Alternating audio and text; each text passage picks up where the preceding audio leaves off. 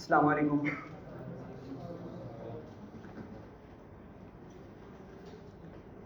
Start करते हैं। कुछ मैंने आपको रिसर्च करने के लिए दिया था, किसी ने रिसर्च करी इसकी? Okay, thank you.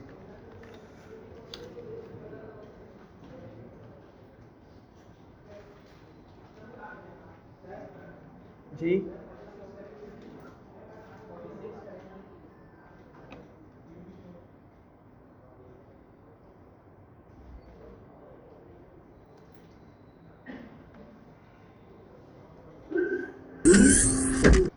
जी भाई, तो किसने रिसर्च करी इसकी? क्या होते हैं ये? जी 3 बंदे। सर आप बताएं। यूनियन वाली कमांड है सर, ये बिल्कुल वैसी बनी हुई जैसे आपने यूनियन का सिंबल वाला बताया था, एज इट इज करके कि बस। और यूनियन अपडेट में आई ट्रिबल कह रहा था कि आई ट्रिबल यानी एक से ज़्यादा मल्टीपल सेट और आई ट्रिबल को लिस्ट हो तो उसमें भी जो है वो काम कर सकता है। सही है। और बाकी इंटरसेक्शन इंटरसेक्शन और इंटरसेक्शन अपडेट में भी ऐसे ही था। सही है, ठीक है, नाइस। और जी ये बताएं, राइट साइड पर जो क्या नाम है? जी हाँ बताएं।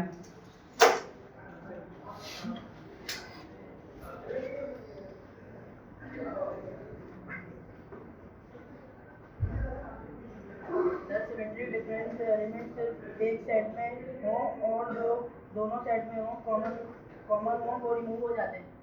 सॉरी, कॉमन सेट्स के जो एलिमेंट सेट्स में कॉमन हो वो सिमेट्रिक अपडेट में रिमूव हो जाते हैं। सिमेट्रिक अपडेट में? अच्छा, सही है। सिमेट्रिक डिफरेंस है, सिमेट्रिक डिफरेंस है, ठीक है। हाँ भाई आप बताएं, जो हाथ खड़ा कर रहे थे। सर यूनियन जो होता है वो दोनों सेट्स को मर्ज करके दिखाता है। अगर हमारे पास 2 सेट होंगे तो ए और बी वो दोनों को मर्ज करके दिखाएगा। सही है। और इंटरसेक्शन ये होता है कि इन दोनों में से जो कॉमन इंटीजर्स होंगे वो हमें निकाल के देगा। हाँ, लाजमी नहीं है इंटीजर्स में कुछ भी डेटा हो सकता है वो, ठीक है, सही है। डिफरेंस डिफरेंस जो डिफरेंस ये बताता है जो हमारे पास 2 सेट है यानी कि ए है और बी है, ये बताता है कि ए में जो सेट्स हैं वो बी में है कि नहीं है। मतलब जो ए में होंगे वो बी में, जो दोनों में होंगे ना वो बता देगा कि पहले सेट्स हैं कि नहीं है। अच्छा, ये थोड़ा सा आपका गलत है, खैर मसला नहीं है। और यहाँ से किसी और ने भी हाथ खड़ा किया था सेंटर से। हाँ भाई नवेद क्या नाम है? क्या बता रहे थे आप? कुछ बताएं। आपने भी हैंड रेस किया था? नहीं, इन्होंने नवीद नहीं, नवीद नाम है। क्या नाम है आपका पीछे वाले? नवेद, ठीक है, थैंक। बताएं।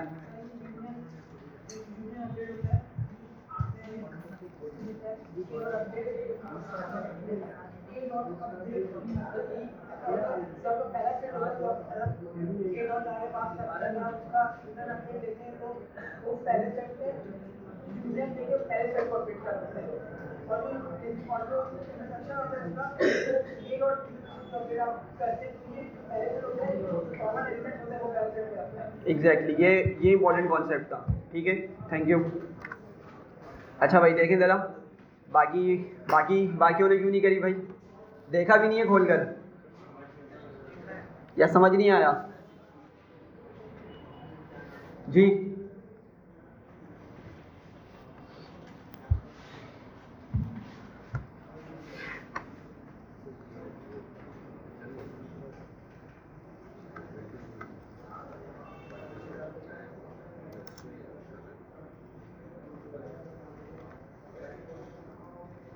चलें इसको देखें ज़रा। देखें, यूनियन हमने देखा था, आप लोगों को कॉन्सेप्ट पता है कि भाई यूनियन में क्या होता है, जितने भी सेट्स होंगे उनको क्या हो जाएगा, उनके यूनिक एलिमेंट्स को मर्ज कर दिया जाएगा, ठीक है। मतलब एक न्यू सेट बनकर आएगा और उसमें तमाम के तमाम यूनिक एलिमेंट्स मौजूद होंगे। ये बिल्कुल उसी तरीके से काम करेगा जिस तरह हमने ऊपर यूज़ किया था। अच्छा मुझे कोई बताए कि भाई यूनियन के लिए हमने ऊपर कौन सा सिंबल यूज़ किया था? बार, हाँ ठीक है, बार या वर्टिकल पाइप भी उसको बोलते हैं, पाइप साइन, मतलब डिफरेंट वर्ड्स हैं, ठीक है, ज़बरदस्त। तो हम वो सिंबल भी यूज़ कर सकते हैं, और अगर किसी के माइंड से वो सिंबल निकल जाए तो उसको ये तो पता हो ना भाई उसने कौन सा ऑपरेशन परफॉर्म करना है, तो ऑपरेशन का नाम उसको पता होगा यूनियन। अगर उसने मर्ज करना है दो या दो से ज़्यादा सेट्स को, उसको एटलीस्ट ये तो मालूम होगा ना कि उसने यूनियन ऑपरेशन परफॉर्म करना है, तो यूनियन मेथड का याद क्या हो सकता है, यूज़ किया जा सकता है, अगर किसी के माइंड से वो चीज़ निकल जाए। सही है। अच्छा, ये चीज़ जो है थोड़ी सी गलत लिखी थी मैंने, मुझे क्लास के बाद आइडिया हुआ कि मैंने ये गलत लिख दिया है। ये यूनियन अपडेट नहीं है, ये एक्चुअली अपडेट मेथड है। ठीक है, ये सिर्फ क्या है, ये अपडेट है मेथड। नाम क्या है इसका मेथड का, अपडेट है, यूनियन अपडेट नहीं है। ठीक है, मैंने वो यूनियन के सेंस में लिख दिया था, लेकिन मैंने जाके बाद में जब देखा तो ये यूनियन अपडेट एग्जिस्ट नहीं करता, अपडेट होता है ये। चलिए इसको समझते हैं ज़रा जल्दी से। मैं यहाँ पे कुछ सेट बनाता हूँ।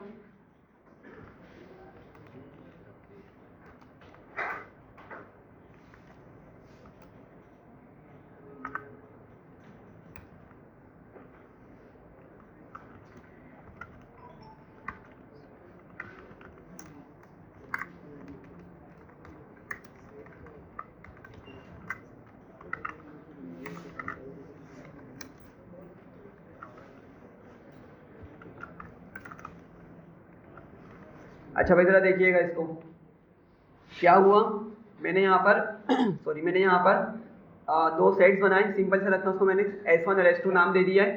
पहले सेट में 1 2 3, दूसरे सेट्स में 4 5 6 है। अच्छा मैं क्या कर रहा हूँ, मैं बोल रहा हूँ भाई S1 सेट का क्या लो, यूनियन लो, किसके साथ, S2 के साथ। ठीक है, तो ज़रा देखिएगा आउटपुट सिंपल क्या करेगा, वो हमें कंबाइन करके बता देगा जो यूनियन ऑपरेशन होता है। सही है।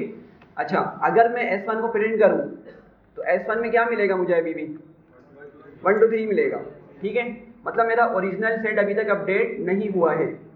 समझ रहे हैं बात को, भले ही S1 हो या S2 हो, वो दोनों के दोनों अभी एज इट इज़ अपनी जो उनकी वैल्यूज़ थी वही कंटेन करते हैं। ठीक है, ज़रा देखें दोनों सेट्स में वही जो मैंने वैल्यूज स्टोर की थी वही मौजूद है। सही है, लेकिन अगर अपडेट वाला आपने मेथड यूज़ किया तो अपडेट वाला मेथड यहाँ पर क्या करेगा, आपने लिखना होगा S1 डॉट, ठीक है, अपडेट, ये देखें आ रहा है। ठीक है, और क्या कर देंगे, इसको S2 कर देंगे। सही है, मतलब अपडेट जो है ना, इसको समझिएगा बात को कि अभी भी यूनियन ही निकलेगा, अभी भी यूनियन ही निकलेगा, लेकिन अपडेट यहाँ पर एक स्पेशल मेथड है जो क्या करेगा, जो हमारे S1 सेट को अपडेट कर देगा। क्या करेगा, वो S1 सेट को अपडेट कर देगा। तो अभी S1 में क्या क्या मौजूद है, 1 2 3 मौजूद है सॉरी। तो जब मैं ये वाला मेथड चलाऊंगा तो क्या करेगा, S1 की वैल्यूज को ही अपडेट कर देगा। और किससे करेगा, जो आपका ये रिजल्टिंग आंसर बनेगा। ठीक है, इन वैल्यूज के साथ S1 को अपडेट कर देगा। तो ज़रा एग्जीक्यूट करके देखते हैं इसको। एग्जीक्यूट हुआ, इसको प्रिंट करते हैं।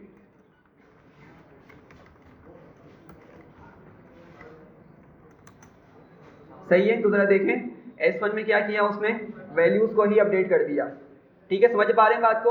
तो अपडेट का कॉन्सेप्ट यहाँ पे यही है। अगर आप सिंपल अपडेट यूज़ कर रहे हैं तो इट मीन्स कि भाई आपका यूनियन निकलेगा, यूनियन निकलने के बाद जो आंसर बनता है वो पूरा आंसर आपके S1 के अंदर असाइन हो जाएगा या सेव हो जाएगा। ठीक है, समझ पा रहे हैं बात को सॉरी। अच्छा, अब इंटरसेक्शन क्या होता है, इंटरसेक्शन ज़रा जल्दी से बताएं। ठीक है, जितने भी सेट्स हैं उनके अंदर जो कॉमन नंबर्स होंगे हमें वो मिलते हैं इंटरसेक्शन में। सही है, तो एक मतलब इसको भी हम यूज़ कर लेते हैं। मैं यहाँ से कॉपी कर लेता हूँ, इनको डिफरेंट नाम दे देता हूँ, लाइक S3 S4, और यहाँ पे हम लेट से 5 ऊपर लिख लेते हैं और नीचे 2 लिख लेते हैं। सही है, तो दो सेट्स हैं हमारे पास और हम इनका कॉमन देखना चाह रहे हैं कि भाई क्या कॉमन आएगा। तो मेथड यूज़ करना है हमने, क्या करूँगा मैं, S3 डॉट इंटरसेक्शन और S4 लिख दूंगा। सही है, ये सबको समझ आ रहा है ना भाई, सिंटेक्स, ये मेथड है। क्या है, ये मेथड है। सही है, तो इसी वजह से हम क्या कर रहे हैं, पहले भी एक वेरिएबल का नाम लिख रहे हैं और ऑफ कोर्स हमें ब्रैकेट में तो कुछ सेट की पास करना पड़ेगा। ठीक है, इस वजह से हम यहाँ पे S4 लिख रहे हैं। तो अगर मैं इसको एग्जीक्यूट करूँगा मुझे क्या क्या मिल रहा है, अभी 2 और 5 मिल रहा है। ये सिंपल आपका इंटरसेक्शन है। अगर आपने यही ऑपरेशन परफॉर्म करना है तो आप इसके लिए कौन सा सिंबल यूज़ कर सकते हैं जी, हाँ, तो अगर मैं ये सिंबल यूज़ कर लूँ, ठीक है, तो अभी भी हमें आंसर सेम ही मिलेगा। ठीक है, अच्छा यहाँ तक तो बात सही है। लेकिन अगर मैं इंटरसेक्शन अपडेट यूज़ करता हूँ तो क्या होने वाला है, कोई बताएगा? हाँ, जो भी मेरा, इसको बात को समझिएगा, जो भी पहले मैंने वेरिएबल लिखा हुआ है ना, उसमें जाके आपकी वैल्यूज़ को वो अपडेट भी कर देगा। लेकिन किस तरह अपडेट करेगा? इंटरसेक्शन निकाल के अपडेट करेगा। ठीक है, जब भी उसका नाम क्या रखा गया है? Intersection update. ठीक है, ज़रा देखते हैं इसको किस तरह काम करेगा। मैंने कहा S3 डॉट इंटरसेक्शन अपडेट और S4, सही है। तो क्या होगा, S3 और S4 सेट्स का इंटरसेक्शन आएगा। ठीक है, और इंटरसेक्शन आने के बाद जो भी आंसर आएगा वो किस में साइन हो जाएगा? S3 में होगा, S4 में नहीं होगा। ठीक है, हाँ, अगर आपने इसी सिंटेक्स को इस तरह लिखा है, समझिएगा बात को, अगर आपने ऊपर वाली चीज़ को, ऊपर वाली लाइन को इस तरह से लिख दिया है, S4 dot intersection update S3, ठीक है, आपने पहले S4 लिख दिया, बाद में क्या लिख दिया? S3 लिख दिया, तो अभी भी क्या होगा? इंटरसेक्शन ही निकलेगा। पहले स्टेप के अंदर इंटरसेक्शन ही फाइंड आउट होगा। लेकिन अब की मर्तबा आपका कौन सा सेट अपडेट होगा? S4 होगा, अब S3 नहीं होगा। ठीक है, समझ रहे हैं बात को? तो अभी हम क्या करते हैं, हम S4 को ही चला के देखते हैं। सही है, S4 को चला के देखते हैं। हम एग्जीक्यूट किया और S4 को प्रिंट करते हैं। तो अब जरा देखिएगा, S4 की वैल्यूज आपकी क्या हो चुकी हैं? 2 और 5 हो चुकी हैं। हालांकि हमने उसमें ये कुछ वैल्यूज रखी थी। समझ पा रहे हैं बात को? तो ऊपर जो है, अगर मैंने S1 डॉट यूनियन S2 लिखा है, नहीं सॉरी, ये रहा, S1 डॉट अपडेट S2 लिखा है, तो आप इसको रिवर्स भी कर सकते हैं। अगर आपने S2 को अपडेट करवाना है तो आप S2 को पहले लिखें, S1 को ब्रैकेट में लिखें। ठीक है, तो आपका कौन अपडेट होगा? S2 अपडेट हो जाएगा। समझ पा रहे हैं बात को? ठीक है, अच्छा, अब इंटरसेक्शन हो गया, उसके बाद डिफरेंस है। डिफरेंस में आपको मालूम है कि क्या आंसर आता था जी? डिफरेंस में क्या आंसर आता था?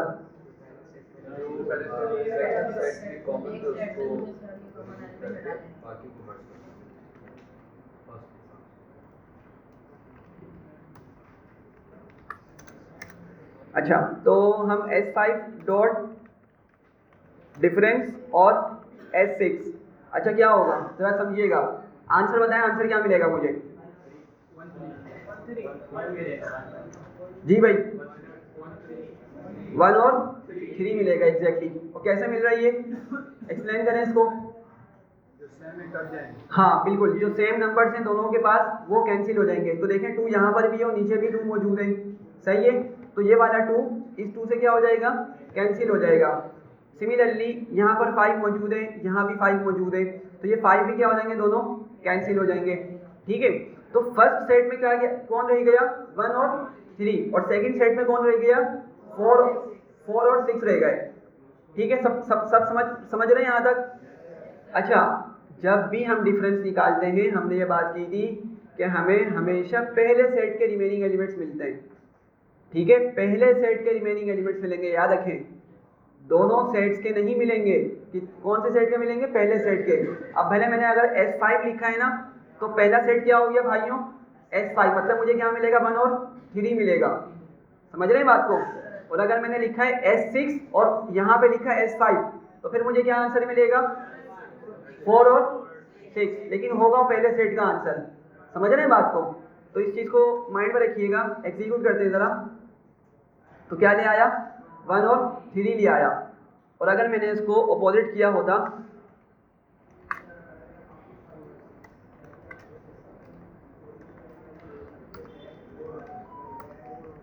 ठीक है, तो जरा देखें, अब वो S5 के S6 के लिहाज से लेकर आ रहा है। ठीक है, क्योंकि हमने उसको फर्स्ट नंबर पे लिखा हुआ है। ठीक है, समझ पा रहे हैं बात को? तो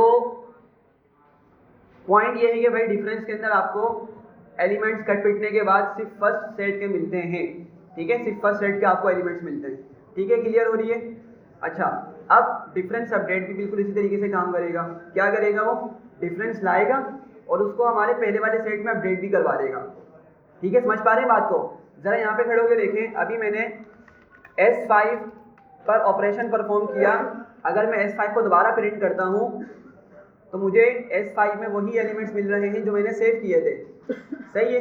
सिमिलरली S6 भी अगर प्रिंट करूँगा तो मुझे वही एलिमेंट्स मिलेंगे जो मैंने उसमें स्टोर किए थे, सेव किए हुए थे। ठीक है, तो मतलब मेरे ओरिजिनल वेरिएबल्स अभी तक अपडेट नहीं हुए। तो अगर मैं इनको अपडेट भी करना चाह रहा हूँ तो बस सिंपल आगे क्या लगा दूंगा मैं, डिफरेंस अपडेट लगा दूंगा। ठीक है, तो सिमिलरिटी समझ रहे हैं आप लोग? ठीक है, होपफुली कन्फ्यूजन नहीं होगी। सही है, सिंपल सी चीज़ है। अपडेट जब भी आ जाए तो क्या होगा, आपको जो कोर कॉन्सेप्ट था ना, यूनियन, इंटरसेक्शन, डिफरेंस और सिमेट्रिक डिफरेंस, ये 4 चीज़ आपको पता होनी चाहिए। ठीक है, अपडेट अब जिसके भी आगे लगा देंगे हम, तो आप बस ये समझे भाई उसका जो आउटपुट आएगा ना, वो हमारे फर्स्ट वाले सेट में, मतलब जो हमने पहले लिखा हुआ है उसमें जाके वो उसकी वैल्यूज़ को चेंज कर देगा या ओवरराइड करवा देगा। सही है, तो डिफरेंस अपडेट भी हम लिख के देख लेते हैं। हमने लिखा S5 डिफरेंस अपडेट निकाला इसका S6 से। ठीक है, तो प्रिंट किया और अब दोबारा हम S5 को प्रिंट करते हैं तो हमें क्या मिल रहा है भाई, सिर्फ 1 और 3 मिल रहा है। भाई ये समझ आ रही है नहीं आ रही बात? कोई मसला? ठीक है, ये डिफरेंस अपडेट हो गया। अब सिमेट्रिक डिफरेंस है, और ज़रा आप लोग बताएं कि सिमेट्रिक डिफरेंस में क्या होता था। हाँ, कैंसिलेशन के बाद दोनों सेट में जो जो नंबर कॉमन थे उनको कैंसिल करने के बाद अब जो सेट्स जो एलिमेंट्स रह जाएंगे सॉरी जो एलिमेंट्स रह जाएंगे दोनों सेट्स के हमें मिलेंगे अब वो। ठीक है, दोनों सेट के एलिमेंट्स अब हमें मिलेंगे कैंसिलेशन के बाद। तो दोबारा से कुछ एलिमेंट्स हम यहाँ पे सेट्स बना लेते हैं। Sorry, let's say S7, S8 और यही नंबर्स को यही रहने देते हैं। सही है, और इनका हम सिमेट्रिक डिफरेंस निकालते हैं। S7 डॉट सिमेट्रिक डिफरेंस और S8, तो ज़रा बताएं आंसर क्या आएगा। हाँ भाई, आंसर क्या आएगा जल्दी से बताएं। हाँ, 1346। ठीक है, तो ये हमें आंसर मिल गया 1346। ठीक है, और अगर मैंने इसको S8 के साथ S7 यहाँ पे लिखा होता तो क्या आंसर मिलता? हाँ, सेम ही आंसर मिलेगा। ठीक है, सेम ही आंसर मिलेगा क्योंकि एलिमेंट्स तो वही है ना भाई। भले मैं S7 पहले लिखूँ S8 बाद में लिखूँ, या S8 को पहले लिखूँ S1 बाद में लिखूँ, हमारे सेट्स तो वही है ना जिस पे ऑपरेशन परफॉर्म कर रहे हैं, तो आंसर वही मिलेगा। अच्छा, ये आपको समझ आ गया सिमेट्रिक डिफरेंस में आपको दोनों सेट्स के रिमेनिंग एलिमेंट्स मिलते हैं कैंसिलेशन के बाद। अच्छा, अगर मैं इसी के साथ लेट्स से मैं लिखता हूँ S8 dot symmetric difference update और S7 लिख देता हूँ, अब ज़रा बताएं क्या आंसर आएगा। सोच के बताएं ज़रा जल्दी से। सेट्स देख लें, सेट्स की क्या वैल्यूज़ हैं। ठीक है, S8 में क्या आ जाएगा? Exactly, nice. क्या हो जाएगा? S8 की वैल्यू 1346 हो जाएगी। हालांकि मैंने स्टोर क्या की हुई है, 4562 स्टोर की हुई है, तो ये ओवरराइड हो जाएगी किससे? 1346 के साथ। एग्जीक्यूट करते हैं सेल को। ठीक है भाई, तो होपफुली कॉन्सेप्ट आपको क्लियर हो गया होगा। ठीक है, कोई मसला है तो बताएं, वरना फिर आगे बढ़ेंगे। हाँ भाई, कोई मसला? चलें आगे बढ़ते हैं। तो ये हमारे जो मेन चीज़ें थी हमने इनको डिस्कस कर लिया है। अब ये 3 चीज़ें बाकी हैं, इसको भी हम डिस्कस करते हैं। डिसजॉइंट सेट क्या होता है, ये कोई डिफाइन करेगा? जो ऐसे सेट जिसका इंटरसेक्शन जो है वो नल सेट हो। सॉरी, जो ऐसे सेट जिसका इंटरसेक्शन नल सेट हो। हाँ बोल सकते हैं। ठीक है, और कोई भाई?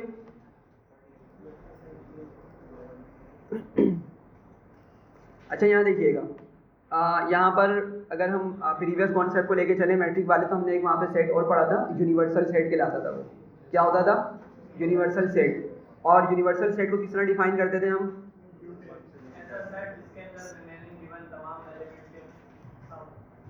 समो। देखें, यूनिवर्सल सेट ऐसा सेट होता था जिसके अंदर तमाम सेट्स के एलिमेंट्स मौजूद होते थे। ठीक है, उससे ज़्यादा भी हो सकते थे, लेकिन तमाम सेट्स के एलिमेंट एटलीस्ट उसमें मौजूद होते थे। ठीक है, अब अगर मैं यहाँ पे आपको डिफाइन करके बताऊँ, ठीक है, थोड़ा ब्रैकेट इग्नोर करिएगा। नहीं, इतने नंबर नहीं लिख सकता यार, बहुत माउस बड़ा खतरनाक चल रहा है। 1 2 3 4 5 मैंने लिख लिया। ठीक है, फिलहाल ये ठीक है, ये हमारे पास यूनिवर्सल सेट के एलिमेंट्स हैं। ठीक है, लेट से एक सेट मेरे पास और है, उसको मैंने ए नाम दिया हुआ है। ठीक है, सिंबल आप यूज़ कर लिएगा जो भी आपने यूज़ करना हो। और इसमें मेरे पास मौजूद है 1 2, सही है भाई, सिंपल रखते हैं इसको बिल्कुल। और एक बी मौजूद है मेरे पास सेट, उसका नाम है बी नाम है, और उसमें एलिमेंट्स हैं लेट से 3, 5 या कोई भी हम नंबर लिख सकते हैं, ठीक है। तो अब ज़रा यहाँ पे एक बात समझिएगा, ये ए जो है ना, इसमें क्या क्या एलिमेंट्स हैं, 1, 2 है सिंपल, और बी में क्या है 3 और 5 है, सही है। अच्छा, अब मैंने जो आपको बताना था ना वो वेन डायग्राम बतानी थी असल। आज का जो टॉपिक है, एक इम्पॉर्टेंट टॉपिक, वो वेन डायग्राम है, ठीक है। तो इसको ज़रा अच्छे से समझिएगा, वो इसलिए क्योंकि अगर आपको ये वेन डायग्राम क्लियर होती है तो इसी के बिहाफ पे ना हमारे एसक्यूएल ज्वाइंस आपको समझ आ सकते हैं आराम से, ठीक है। और एसक्यूएल ज्वाइंस की बहुत इंपॉर्टेंस है, ठीक है। किसी को अगर नहीं पता तो फिर हम आगे जाके देखेंगे, अगर मौका मिला इसको पढ़ेंगे, ठीक है। जब भी हम डेटाबेस से इंटरेक्शन करते हैं तो हम उसके लिए एसक्यूएल यूज़ करते हैं, और नॉन एसक्यूएल भी होती है वैसे तो, लेकिन एसक्यूएल के अंदर हमारे पास ज्वाइंस होते हैं, बहुत इंपॉर्टेंट होते हैं, ठीक है। तो सारे इन्हीं कॉन्सेप्ट्स पर होते हैं, यूनियन, इंटरसेक्शन, डिफरेंस और सिमेट्रिक डिफरेंस पर बेस कर रहे होते हैं, ठीक है। तो ज़रा उनको समझिएगा। सबसे पहले हम क्या करते हैं, हमारा ये क्या है, यूनिवर्सल सेट है, सही है। तो यूनिवर्सल सेट को हम वेन डायग्राम पे किस तरह ड्रॉ करते हैं, हम एक रेक्टेंगल बनाते हैं, क्या बनाते हैं, एक रेक्टेंगल बना लेते हैं, ठीक है। अब जरा बात को समझिएगा, इस रेक्टेंगल के अंदर मेरे पास कौन कौन से नंबर्स होंगे भाई, 1, 2, 3, 4, 5 ये सारे नंबर्स होंगे, ठीक है। मैं यहाँ पे लिख देता हूँ लाइक 1, 2, 3, 4, 5, ठीक है। ये सारे नंबर्स मेरे पास मौजूद हैं, कहाँ पर, इस रेक्टेंगल के अंदर, ठीक है। तो रेक्टेंगल वाला आपका जो एरिया होता है ये क्या रिप्रेजेंट करता है, यूनिवर्सल सेट को रिप्रेजेंट कर रहा होता है। अच्छा, मैं इसको ज़रा ये जो नंबर्स लिखे हैं ना, अब मैं क्या करता हूँ, मैं इन नंबर्स को अब जो हमारे फर्दर सेट्स हैं ना उनके बिहाफ पे इनको अरेंज कर लेता हूँ, सही है। अब जरा बात समझिएगा, ए के अंदर कौन कौन से एलिमेंट्स हैं, 1 और 2, सही है। तो हम क्या करते थे, एक सर्कल बना दिया करते थे इस तरह से। हाँ, मैं अभी रिप्रेजेंटेशन थोड़ी सी वियर्ड बता रहा हूँ, लेकिन कॉन्सेप्ट इसका यही है, फिर मैं आपको इसको प्रॉपर सही से अरेंज करके बताऊंगा, ठीक है। तो 1 और 2 को मैंने क्या किया, एक सर्कल में बंद कर दिया और इसको मैंने नाम दे दिया ए का, ठीक है। अब जगह खत्म हो गई, चलिए ये लिख लेता हूँ, इसका नाम क्या है भाई, ए इसका नेम है, ठीक है। ये जो सर्कल मैंने बंद कर दिया है, ठीक है, इसमें कौन कौन से नंबर्स हैं हमारे, 1 और 2 थे, और इसका नाम क्या था, ए था, तो मैंने यहाँ पे ए लिख दिया। अच्छा, उसके बाद हमारे पास एक और सेट है बी, और उसमें कौन कौन से नंबर्स हैं, 3 और 5। तो हम इन नंबर्स को भी थोड़ा सा,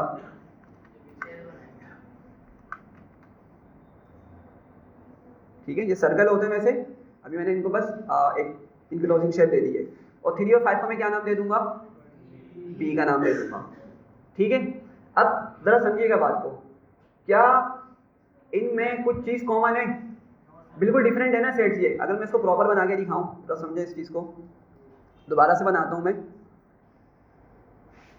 ये रेक्टेंगल है, ये मेरा सेट ए है जो प्रॉपर हम इसको बनाया करते थे, ये मेरा सेट बी है, ठीक है। इसमें कौन कौन मौजूद है, 1 और 2, और इसमें कौन कौन है, 3 और 5। तो ज़रा मुझे बताएं कि दोनों में कुछ चीज़ कॉमन है, नहीं है। हम नंबर से भी देख सकते थे, नंबर से भी हम अंदाज़ा लगा सकते थे जो सेट्स के एलिमेंट्स थे, लेकिन वेन डायग्राम दिखाई जाती है तो वेन डायग्राम से आपको बिल्कुल आइडिया हो रहा है कि भाई ये जो आपके सर्कल्स है ना बिल्कुल सेपरेट है, ये कुछ चीज़ कॉमन ना होने की वजह से क्या ये सेपरेट है बिल्कुल, ठीक है। तो यही आपके जो सेट्स होते हैं ना जिनमें कुछ भी चीज़ कॉमन ना हो, भले आप उसको डायरेक्टली सेट से आइडेंटिफाई करें या वेन डायग्राम बना के देखें, ठीक है। तो हम इस तरह के सेट्स को क्या बोलते हैं, डिसजॉइंट, मतलब उनमें कोई जॉइंट नहीं है, कोई उनमें कनेक्शन है ही नहीं, कुछ भी चीज़ उनमें कॉमन नहीं है। तो मेरी बात समझ रहे हैं भाई, डिसजॉइंट सिंपल सा क्या होता है, ऐसे सेट्स जिसमें कुछ भी कॉमन ना हो वो क्या होते हैं, आपके डिसजॉइंट सेट्स होते हैं। तो अगर मैं यही एग्जाम्पल लेके चला जाऊँ, यही मैं उठाऊँ ए और बी वाले सेट्स को, और यहाँ पे एग्जाम्पल में आता हूँ, ज़रा समझिएगा इस चीज़ को। मैं एक सेट बनाता हूँ S9, उसमें सिंपल रखता हूँ 1 2 था सॉरी, ठीक है। और S10 बनाता हूँ और इसमें रखता हूँ 3 5, ठीक है। मैं बोलता हूँ S9 डॉट इज डिसजॉइंट, सही है, S5 के साथ S10 के साथ। तो क्या आंसर आएगा इसका, S9 में बोल रहा हूँ डिसजॉइंट है, इज डिसजॉइंट सेट है S10 के साथ, तो बिल्कुल डेफिनेटली भाई वो डिसजॉइंट है। अभी हम जो पीछे देख के आए कॉन्सेप्ट समझ कर आए, तो हमें यहाँ पे ट्रू मिलेगा। समझ रहे हैं बात को? यहाँ पे हमें क्या मिला? ट्रू मिला। अच्छा, वापसी चलते हैं व्हाइट बोर्ड पे। और अब बात समझिएगा, अगर मैं यहाँ पर आता हूँ, मैं यहाँ पे आके यहाँ पे ना ए सेट के अंदर 3 भी लिख लेता हूँ। क्या करता हूँ मैं? यहाँ पे आके 3 भी लिख लेता हूँ। तो मेरे पास सेट ए में क्या क्या आ गया? 1 2 3, और सेट बी में कौन आ गया? 3 और 5 आ गया। बस मैंने सेट ए को चेंज किया, उसमें 3 को इंक्लूड कर लिया। ठीक है, अब दोबारा से इसकी वेन डायग्राम बनाते हैं। तो आपकी मर्तबा क्या होने वाला है? एग्जैक्टली एक कॉमन आ गया। ठीक है, तो अगर मैं पहले ये बनाता हूँ, लेट से मैंने एक सेट ए बनाया पहले ये, ठीक है, और इसमें क्या क्या मौजूद है हमारे पास? 1 2 3 मौजूद है इसके अंदर। मैंने लिखा 2 और 3 को मैं यहाँ लिख रहा हूँ। ठीक है, अच्छा, अब 3 यहाँ पर भी है। अब जब मैं दोबारा सेट बनाऊंगा तो क्या उसमें 3 5 अलग से लिखूंगा? नहीं, ऐसा नहीं होगा, ऐसा नहीं होगा। ठीक है, तो क्या होगा? हम इस तरह से इसको ओवरलैप करवाएंगे उस पार्ट को जहाँ पर हमारा कॉमन है, और सिर्फ 5 को यहाँ पे लिखेंगे राइट साइड पे। ये समझ पा रहे नहीं समझ पा रहे? ठीक है, नंबर कॉमन जब होता है हमारे पास तो हम उसको इस तरीके से ओवरलैप करवाते हैं, इस तरह से हम उसको इंटरसेक्शन करवाते हैं। ठीक है, दोनों सर्कल्स की कुछ पार्ट को, और वहाँ पे हम सारे कॉमन नंबर्स लिखते हैं। ठीक है, तो अब जरा समझ के देखिएगा, हमारी जो सेट ए की बॉडी है या सेट ए की जो बाउंड्री है उसमें 1 2 3 आ रहा है। सेट ए की बाउंड्री के अंदर 1 2 3 कवर हो रहा है आपका या नहीं हो रहा? आ गया, सही है। सिमिलरली अगर हम सेट बी पे जाएं तो सेट बी की बाउंड्री में या सेट बी की जो लाइन है उसके अंदर भी क्या हो रहा है? हमारा 3 और 5 आ रहा है। ठीक है, तो हम जब भी चीज़ कॉमन होती है ना तो उसको इस तरीके से ओवरलैपिंग के अंदर शो करते हैं, अलग से नहीं बनाते। ये बात समझिएगा, अलग से नहीं बनाते। तो अब अगर मैं इसको बोलूँ इस डिसजॉइंट, तो मुझे क्या मिलेगा? अब मुझे फॉल्स मिलेगा। तो वापसी में आता हूँ, मैं इसको 1 2 को 3 कर देता हूँ, और अब मैं बोलता हूँ कि भाई S9 जो है वो डिसजॉइंट है S10 के साथ, तो डेफिनेटली मुझे फॉल्स मिलेगा क्योंकि अब वो डिसजॉइंट नहीं है। ठीक है, समझ रहे हैं बात को? सिंपल सी चीज़ आई थी। अच्छा, अब इस डिसजॉइंट हो गया। नेक्स्ट है हमारे पास सबसेट है और सुपरसेट है। हाँ भाई, सबसेट क्या होता है जी? सबसेट क्या होता है? जब किसी सेट के एलिमेंट किसी दूसरे सेट में मौजूद हो तो दूसरा सेट पहले सेट का सबसेट होता है। ठीक है, नाइस। और कोई? जैसे आपने यूनिवर्सल सेट की एग्जांपल दी है ना, तो ए और बी सेट जो है वो सबसेट है यूनिवर्सल सेट। एग्जैक्टली, ये भी बोल सकते हैं बिल्कुल। अच्छा, यहाँ देखिए सिंपल सी चीज़ है। यहाँ पर मेरे पास यहाँ पे एक यूनिवर्सल सेट था। ठीक है, यूनिवर्सल सेट में कौन कौन से एलिमेंट्स मौजूद थे? 1 2 3 4 5 मौजूद थे। सही है, तो मैंने क्या किया, मैंने उन्हीं सेट के कुछ एलिमेंट्स निकाले और मैंने क्या बना दिया? एक छोटा सेट बना दिया। ए सेट जो है वो एक छोटा सेट है ना, एक छोटा सेट है जिसके एलिमेंट्स कहाँ से आ रहे हैं? यूनिवर्सल सेट से आ रहे हैं। ठीक है, बात को समझिएगा। मेरे जो ए सेट के एलिमेंट्स हैं वो सब के सब कहाँ मौजूद हैं? यूनिवर्सल सेट में मौजूद हैं। ठीक है, तो सब का मतलब वैसे भी क्या होता है? छोटा होता है। अगर इंग्लिश के रिस्पेक्ट से देखें तो क्या होता है? सबका मतलब एक छोटे के सेंस में हम उसको यूज़ कर रहे होते हैं। ठीक है, तो मेरा सेट ए जो है वो एक सब सेट है किसका? यूनिवर्सल सेट का। ठीक है, क्या मतलब हुआ कि भाई अगर आपके किसी सेट के एलिमेंट्स, ठीक है, अगर जैसे सेट ए की बात करें, इसके एलिमेंट्स हमारे पास ऊपर वाले सेट जो यूनिवर्सल सेट है उससे निकाले गए। ठीक है, तो इस चीज़ को हम क्या बोलेंगे? इस सेट को क्या बोलेंगे? सबसेट बोलेंगे। ठीक है, दोबारा से समझ लें कि भाई अगर आप किसी एक सेट से कुछ एलिमेंट्स निकाल दें, ठीक है, तो वो क्या कहलाएगा? आपका सबसेट कहलाएगा। अच्छा, अब एक बात बताएं कि क्या मैं ये बोल सकता हूँ कि ए जो है वो यूनिवर्सल सेट का सबसेट है? ये बात तो सही है। ए जो है वो यूनिवर्सल सेट का सबसेट है, ये बात सही है। लेकिन क्या मैं ये बोल सकता हूँ कि बी जो है वो सबसेट है ए का? नहीं बोल सकता। क्यों?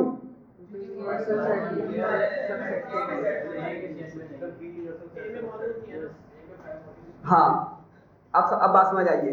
क्या बात है असल? कि भाई ए के अंदर 5 मौजूद ही नहीं है। देखें 3 तो हमें मिल रहा है, चलो बात समझ आ गई, 3 मिल रहा है, लेकिन क्या 5 मेरे पास ए में मौजूद है? नहीं है ना। तो मतलब मैंने उससे एलिमेंट्स थोड़ी निकाल के बनाया बी सेट को, समझिएगा बात को। मैंने ए सेट के एलिमेंट्स निकाल के बी नहीं बनाया, बी के अंदर एक यूनिक एक अलग से नंबर मौजूद है 5, सही है, जिसकी वजह से वो सबसेट नहीं है ए का। हाँ अगर मैं ये बोलूँ बी सबसेट है किसका? यूनिवर्सल सेट का, तो ये बात सही है, क्योंकि मेरे बी सेट के तमाम एलिमेंट्स यूनिवर्सल सेट के अंदर मौजूद हैं। तो बात समझ आ रही है आपको? अगर आप किसी सेट को सबसेट बोल रहे हैं किसी सेट का, तो इसका मतलब ये है कि आप जिस सेट को सबसेट बोल रहे हैं उसके तमाम एलिमेंट्स ऊपर वाले सेट के अंदर मौजूद होने चाहिए। समझ रहे हैं मेरी बात को मैं क्या बोल रहा हूँ? दोबारा समझें कि भाई सेट बी को हम सबसेट बोल रहे हैं। क्यों बोल रहे हैं? क्योंकि सेट बी के तमाम एलिमेंट्स मेरे उस यूनिवर्सल सेट में मौजूद हैं। ठीक है, सिमिलरली ए को हम सबसेट बोल रहे हैं यूनिवर्सल सेट का। क्यों? क्योंकि सेट ए के तमाम एलिमेंट्स यूनिवर्सल सेट में मौजूद है। ठीक है, बात समझ आ रही है? अच्छा, अब अगर मैं एक और सेट बनाता हूँ, लेट से सी, और मैं बोलता हूँ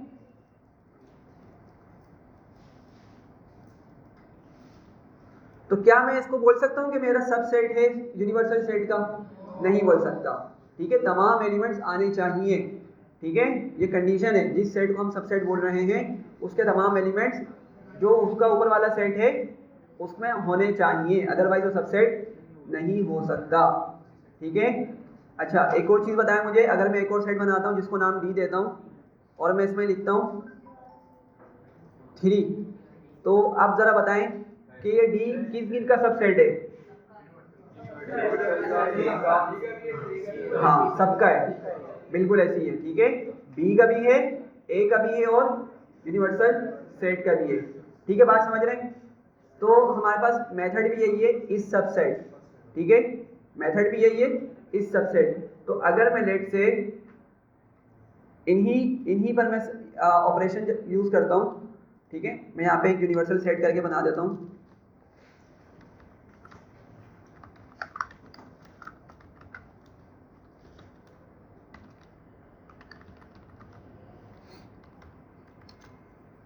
और मैं लिखता हूँ S9 डॉट इस सबसेट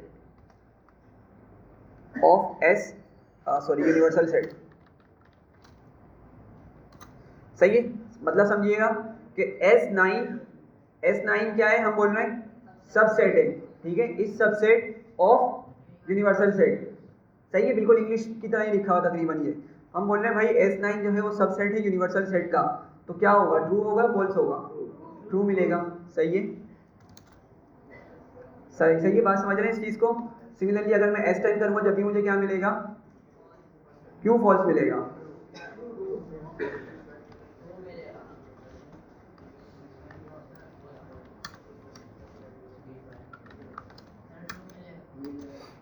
सही है, फॉल्स ही मिलेगा भाई, ट्रू मिलेगा।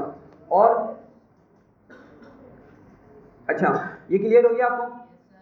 अच्छा, अभी सबसेट आपको क्लियर हो गया है। अच्छा, लास्ट चीज़ है सुपरसेट। क्या है सुपरसेट?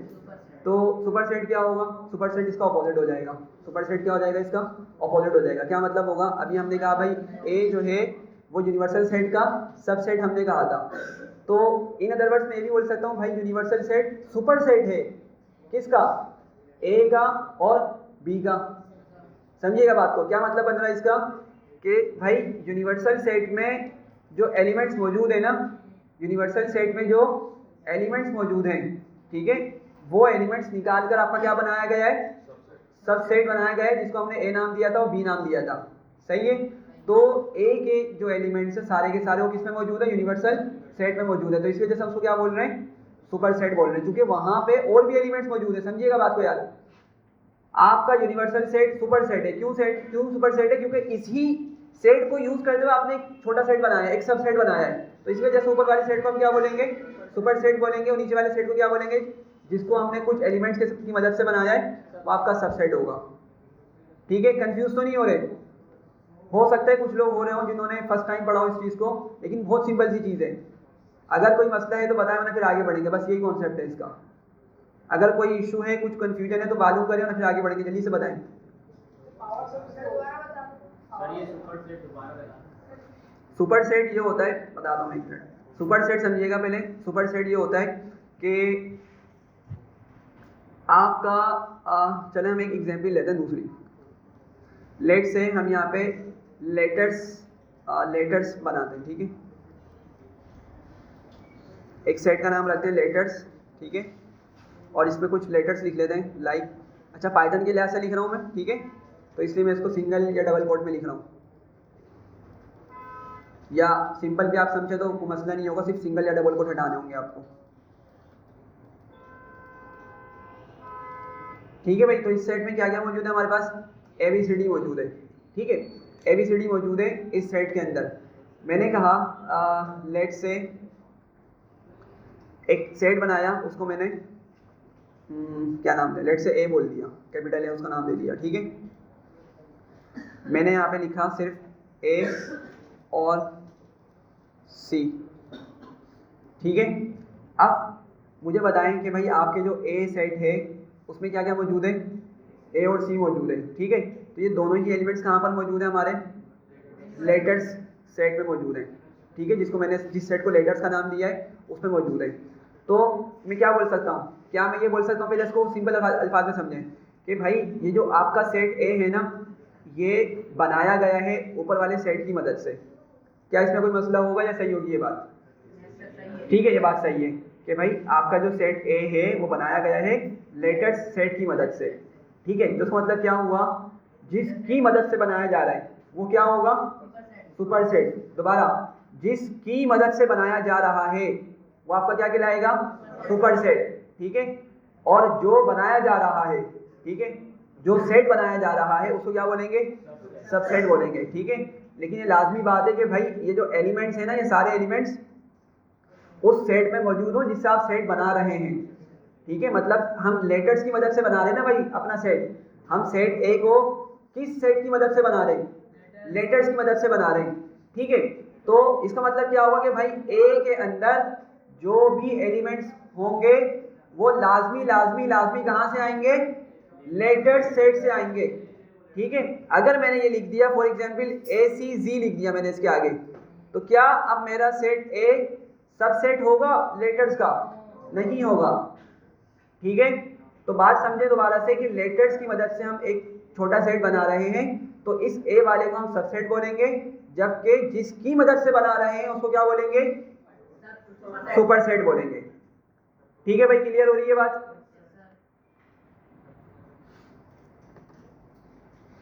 अच्छा, तो अभी हमने यहाँ पे एग्जांपल लिखी थी। यूनिवर्सल सेट हमारे पास वो सेट है जिसमें तमाम एलिमेंट्स मौजूद हैं, और इस सेट से हमने S9 को क्रिएट किया और S10 को भी क्रिएट किया।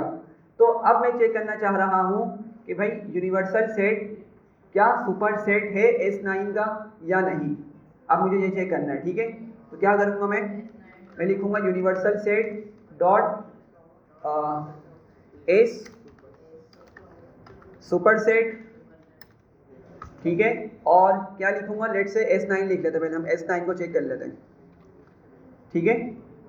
तो जरा समझिएगा क्या मिलेगा, ट्रू मिल जाएगा। क्यों, क्योंकि यूनिवर्सल सेट में वो तमाम एलिमेंट्स मौजूद हैं जिसकी मदद से S9 को बनाया गया था। ऑफकोर्स उसमें और भी ज़्यादा एलिमेंट्स मौजूद होंगे, ठीक है, जब ये तो सुपर सेट गिरा रहा है वो। हाँ भाई, यहाँ तक बात समझ आ रही है, कोई कन्फ्यूजन या आगे बढ़ूँ, चले आगे बढ़ते हैं। अच्छा, अब एक और चीज़ ज़रा समझिएगा, वेन डायग्राम की इंपॉर्टेंट चीज़ है ये।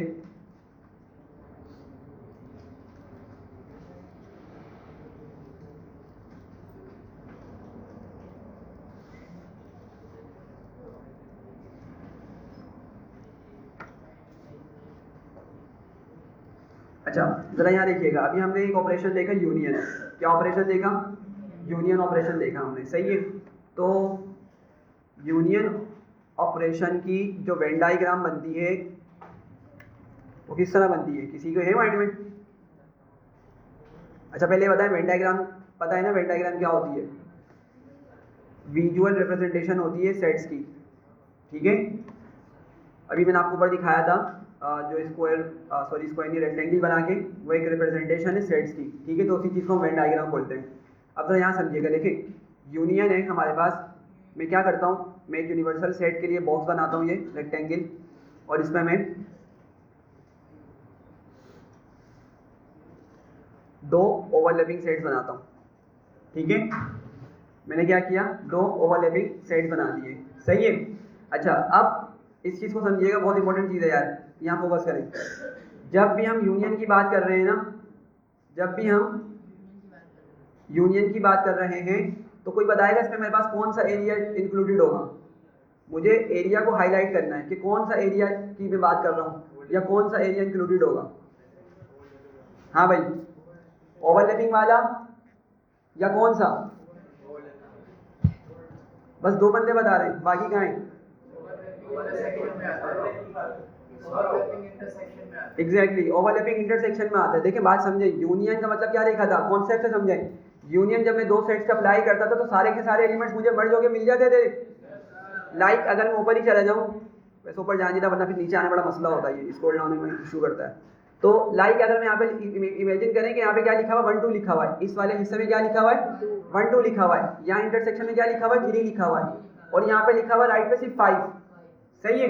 तो अगर मैं यूनियन की बात कर रहा हूँ, मतलब सेट ए में क्या मौजूद है, 1 2 3 मौजूद है, सेट बी में क्या मौजूद है, 3 और 5 मौजूद है। तो जब मैं यूनियन निकालूंगा मुझे क्या मिलेगा उसका आउटपुट, 1 2 3 5, ऐसे ही है ना। मतलब आपका ये पूरा पार्ट इंक्लूडेड है इसमें, ठीक है। आपका ये पूरा एरिया या पूरा ये जो हिस्सा है आपका किसमें इंक्लूडेड होगा, यूनियन के अंदर इंक्लूडेड होगा। समझ में रहे बात को भाई। तो यूनियन आपका इस शेडेड वाले एरिया को बताता है, ठीक है। ये बात समझ आ रही है सबको, ठीक है। अच्छा, नेक्स्ट हमारे पास है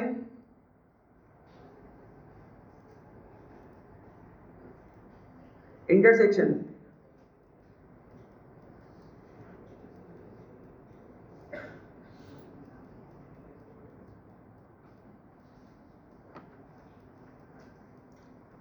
और इंटरसेक्शन की किस तरह से रिप्रेजेंटेशन बनेगी,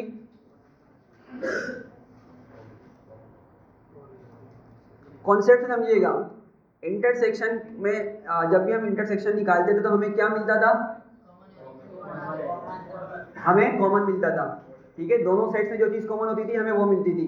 तो उसके लिहाज से हमारा इन सर्कल्स में कौन सा कॉमन पार्ट है, ओवरलैपिंग वाला पार्ट है।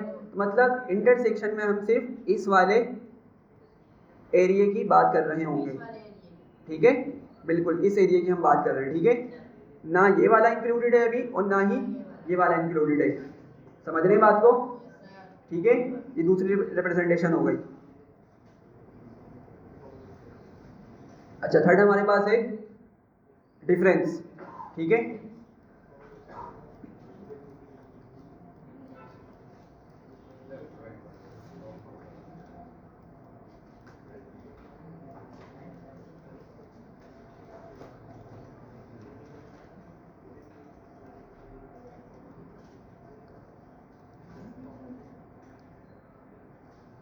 जी भाई, कौन सा एरिया बनेगा डिफरेंस के अंदर,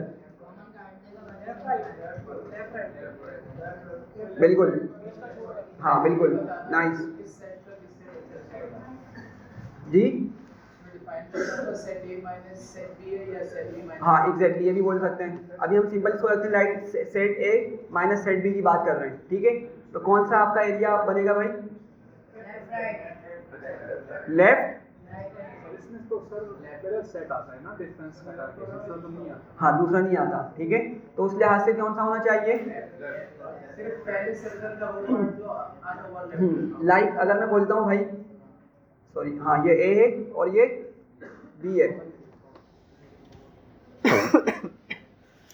तो अभी हम ये कंसीडर कर रहे हैं भाई, हम set A minus set B कर रहे हैं, मतलब ए माइनस बी कर रहे हैं, सही है। तो हमें मालूम था भाई कॉमन एलिमेंट्स क्या हो जाते थे, कैंसिल हो जाते थे, ठीक है। और कौन से सेट के एलिमेंट्स मिलते थे हमें, सिर्फ फर्स्ट वाले सेट के। मतलब अभी हमने ए रखा ना, ए माइनस बी रखा, तो फर्स्ट सेट हमारा ए है, तो हमें कौन सा एरिया मिलेगा, सिर्फ ए का एरिया मिलेगा। लेकिन कौन सा होगा वो सिर्फ ये वाला एरिया होगा, ठीक है। कॉमन पार्ट तो क्या हो चुका होगा भाई, कैंसिल हो चुका होगा, ठीक है। कॉमन पार्ट आपका मतलब ये जो ओवरलैपिंग वाला पार्ट है ये वहां से कैंसिल हुआ है ना, समझिएगा बात को, सही है। तो हमें सिर्फ ये वाला एरिया हमें मिलेगा, समझ रहे हैं बात को, मतलब इस वाले एरिया के नंबर्स हमें मिलेंगे, ठीक है। और अगर हमने इसी को अपोजिट किया होता, लाइक किया होता b माइनस ए, क्या किया था b माइनस ए, तो फिर कौन सा वाला एरिया मिलता, b वाला, ये वाला पार्ट मिलता कॉमन, जब भी हमें नहीं मिलता। ये बात समझ पा रहे हैं मेरी, ठीक है। तो डिफरेंस में ये हो गया, मैं दोनों को भी हाईलाइट नहीं कर रहा वरना फिर वो सिमेट्रिक डिफरेंस बन जाएगा, सही है। तो आप लोग इस चीज़ को माइंड में रखिएगा।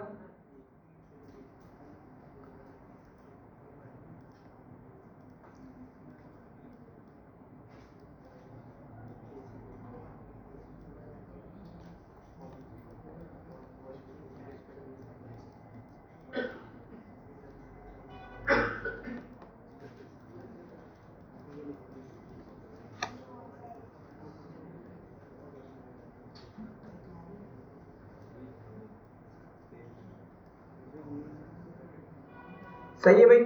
तो अभी जरा देखें, अब कौन सा एरिया आएंगे हमारे पास, एग्जैक्टली ओवरलैपिंग वाला नहीं आएगा, ठीक है। और लेफ्ट राइट ये दोनों एरियाज आएंगे हमारे पास, ठीक है।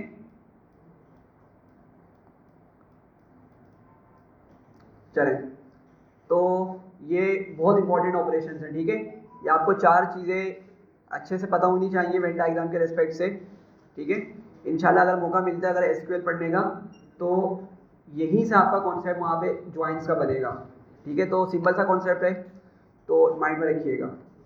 कोई क्वेश्चन नहीं, आगे बढ़ूँ, कोई भी नहीं है, चलें आगे बढ़ते हैं। किसी सिंगल सेट का अगर हम डिफरेंस लेंगे सर यूनिवर्सल सेट से क्या बनाएंगे, सॉरी, किसी सिंगल सेट का अगर यूनिवर्सल सेट के साथ डिफरेंस लेंगे तो फिर उसका वेट डायग्राम कैसे बनाएंगे, किसी सेट का यूनिवर्सल सेट के साथ अगर डिफरेंस लेंगे, हाँ, अब उसका ये बनेगा, मैं आपको डायरेक्ट बना के दिखा देता हूँ। लाइक आप क्या करेंगे, सॉरी कलर डिफरेंट यूज़ कर लेता हूँ।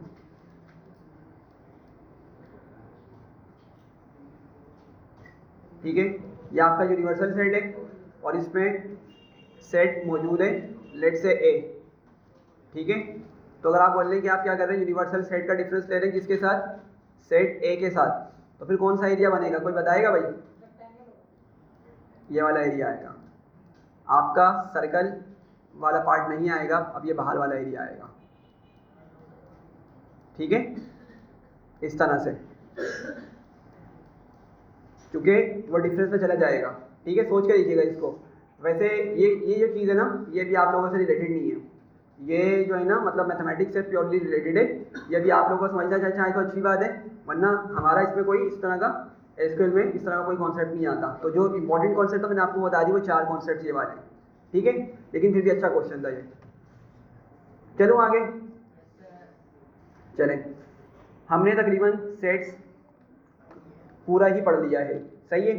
एक चीज़ ज़रा देखें, मैं यहाँ पे S9 लिखता हूँ, S9 के बाद डॉट लिखता हूँ। देखें हमने ऐड पढ़ा था, हमने क्लियर पढ़ा था, क्लियर कर देता सब कुछ, ठीक है। कॉपी पढ़ा था हमने, डिफरेंस पढ़ा हमने, डिफरेंस अपडेट पढ़ा, डिस्कार्ड पढ़ा, इंटरसेक्शन पढ़ा, इंटरसेक्शन अपडेट पढ़ा, डिसजॉइंट पढ़ा, सबसेट पढ़ा, सुपरसेट पढ़ा, पॉप हमने डिस्कस किया था, रिमूव हमने डिस्कस किया था, सिमेट्रिक डिफरेंस अपडेट, यूनियन और अपडेट, हमने सारे मेथड्स यहाँ पर कवर कर लिए हैं, ठीक है। तो मतलब हमने 100% जो सेट्स हैं पाइथन के लिहाज से वो हमने कंप्लीट कर लिए हैं, ठीक है। तो आप लोग इसको माइंड में रखिएगा, कॉन्सेप्ट भूलिएगा नहीं। आगे जब प्रोजेक्ट बनाएंगे हम तो फिर इसकी ज़रूरत पड़ेगी हमें वहाँ पर, ठीक है।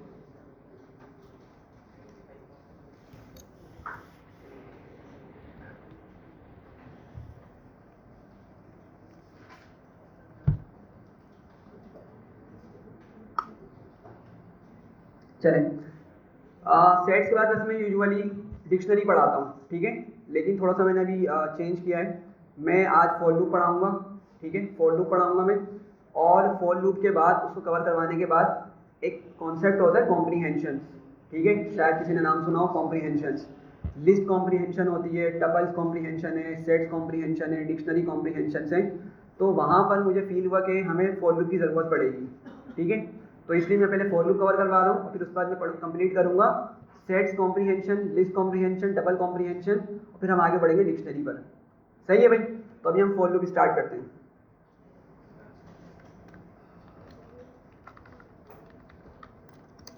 चलें, सबसे पहले तो डिफाइन करते हैं फॉर लूप होता क्या है। जी, क्या होता है फॉर लूप? आइडिया? सॉरी, ठीक है, और कोई? जी, पहले लूप समझे क्या होता है। देखें, अगर हमें किसी एक काम को बार बार करवाना हो, अगर हमें किसी एक काम को बार बार करवाना हो तो उसके लिए हम किसका यूज़ करते हैं? नहीं, फॉर लूप नहीं, सिंपल लूप का यूज़ करते हैं। सिर्फ लूप बता रहा हूँ। पाइथन में 2 तरह के लूप्स होते हैं, फॉर लूप और व्हाइल लूप। सिंपल ये रखें, लूप का क्या यूज़ होता है? लूप आप वहाँ पर यूज़ करेंगे जहाँ पर आपको किसी काम को बार बार करवाना हो। ये बहुत इंपॉर्टेंट वर्ड्स है, इसको माइंड में रखिएगा, क्योंकि बाद में जब प्रोजेक्ट कर रहे होंगे ना हम लोग, तो मैं ये नहीं बताऊँगा कि हमने फॉर लूप यूज़ करना है यहाँ पर या कुछ और यूज़ करना है। आपको पता होना चाहिए भाई, कोई लॉजिक है, आपने उसको बार बार एग्जीक्यूट करवाना है, ठीक है? तो उस चीज़ को बार बार एग्जीक्यूट करवाने के लिए किसका यूज़ होगा? लूप का यूज़ होगा। किसका यूज़ होगा? लूप का। फिर हम इसको डिफरेंशिएट करेंगे बाद में जाके कि फॉर लूप यूज़ करना है, व्हाइल लूप यूज़ करना है। लेकिन लूप आपको पता होना चाहिए भाई कि लूप का कब यूज़ होता है? अगर आपने किसी लॉजिक को, किसी सेक्शन ऑफ कोड को बार बार एग्जीक्यूट करवाना है, तो उसके लिए हम कौन से स्ट्रक्चर यूज़ करते हैं? लूप स्ट्रक्चर्स का यूज़ करते हैं, ठीक है? अच्छा, अभी आज जो हम पढ़ रहे हैं फॉर लूप है हमारा, और फॉर लूप जो है आपका व्हाइल से काफ़ी डिफरेंट होता है, ठीक है? किस तरह डिफरेंट होता है पहले समझिएगा। फॉर लूप आपका स्पेसिफिक नंबर ऑफ टाइम्स चलता है, समझिएगा बात को। फॉर लूप हमारा, हम उसको जो रेंज बताएंगे, हम उसको जो डेटा प्रोवाइड करेंगे, वो क्या करेगा? उतनी ही टाइम्स चलेगा, ठीक है? उतनी ही टाइम्स चलेगा। व्हाइल लूप इससे डिफरेंट होता है। व्हाइल लूप क्या होता है? वो कंडीशनल बेस्ड होता है। यहाँ पे हमें क्या बताना पड़ेगा? यहाँ पे हमारे पास कोई कंडीशन नहीं होती, हम क्या करते हैं? इसको फिक्स आइट्रेशन पे चलाते हैं, फिक्स नंबर ऑफ टाइम्स पे चलाते हैं हम इसको, सही है? तो फॉर लूप क्या करता है? हमारा फिक्स रेंज में काम करता है, ठीक है? हम इसको जितनी मरतबा काम करने का बोलेंगे, ये सिर्फ उतने ही टाइम्स चलेगा और फिर ये एंड हो जाएगा, ठीक है? तो इसका बेसिक स्ट्रक्चर देखते हैं। सिंटेक्स क्या होता है? सबसे पहले आपने लिखना है फॉर, ठीक है? फॉर के बाद हम लिखते हैं कोई भी वर्ड आपका हो सकता है, ठीक है? या आप यहाँ पे कोई लेटर भी लिख सकते हैं। और एक और चीज़ अलाव होती है यहाँ पर, अंडरस्कोर, सॉरी, ठीक है? एक अंडरस्कोर भी अलाव होता है, तो हम यहाँ पे अंडरस्कोर का भी यूज़ कर सकते हैं, ठीक है? अच्छा, उसका नाम लिखते हैं इन रेंज, सही है? और अच्छा, अब रेंज के अंदर जो चीज़ मैं लिखने लगा हूँ ना, ये चीज़ आप ऑलरेडी देख चुके हैं। वो क्या थी हमारे पास? इंडेक्स के अंदर हमने इसको देखा था, इंडेक्सिंग स्लैशिंग करते वक्त। यहाँ पे आएगी स्टार्टिंग वैल्यू, ठीक है? फिर हम यहाँ पे लिखेंगे एंडिंग वैल्यू आएगी हमारे पास कॉमे के बाद। और थर्ड में हमारे पास बिल्कुल वही चीज़ है कि स्किपिंग वैल्यू, और दूसरा क्या हम इसको बोलते थे? डायरेक्शन, एग्जैक्टली, सही है? तो ये चीज़ तकरीबन आपकी वही है जो हम पहले लिस्ट और टपल्स की इंडेक्सिंग और स्लैशिंग के वक्त देख चुके हैं, ठीक है भाई? समझ रहे हैं बात को? थोड़ा सा डिफरेंटली लिखा गया है, वहाँ पे कॉलन आता था, यहाँ पे हमने कोमा यूज़ किया है, ठीक है? तो कोमा ही आएगा यहाँ पर। लेकिन ये जो starting value, ending value, skipping value वाला कॉन्सेप्ट है, वो बिल्कुल एग्जैक्टली वही है जो हमने वहाँ पर डिस्कस किया था। अच्छा, फिर क्या करेंगे? कॉलन लगाएंगे और उसके बाद हम आएंगे नेक्स्ट लाइन पर, और नेक्स्ट लाइन पर हम क्या करेंगे? किसी भी अपनी लॉजिक को एग्जीक्यूट करेंगे, लॉजिक लिखेंगे और हमारी वो लॉजिक यहाँ पे काम करेंगे, सही है? तो एक बेसिक सा सिंटेक्स है। अब एक एग्जाम्पल हम करते हैं ताकि आपको समझ आ सके।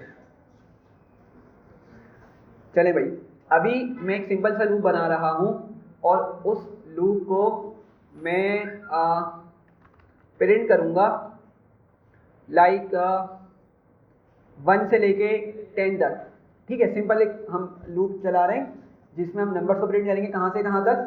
1 से 10 तक, सिंपल रखते हैं बिल्कुल।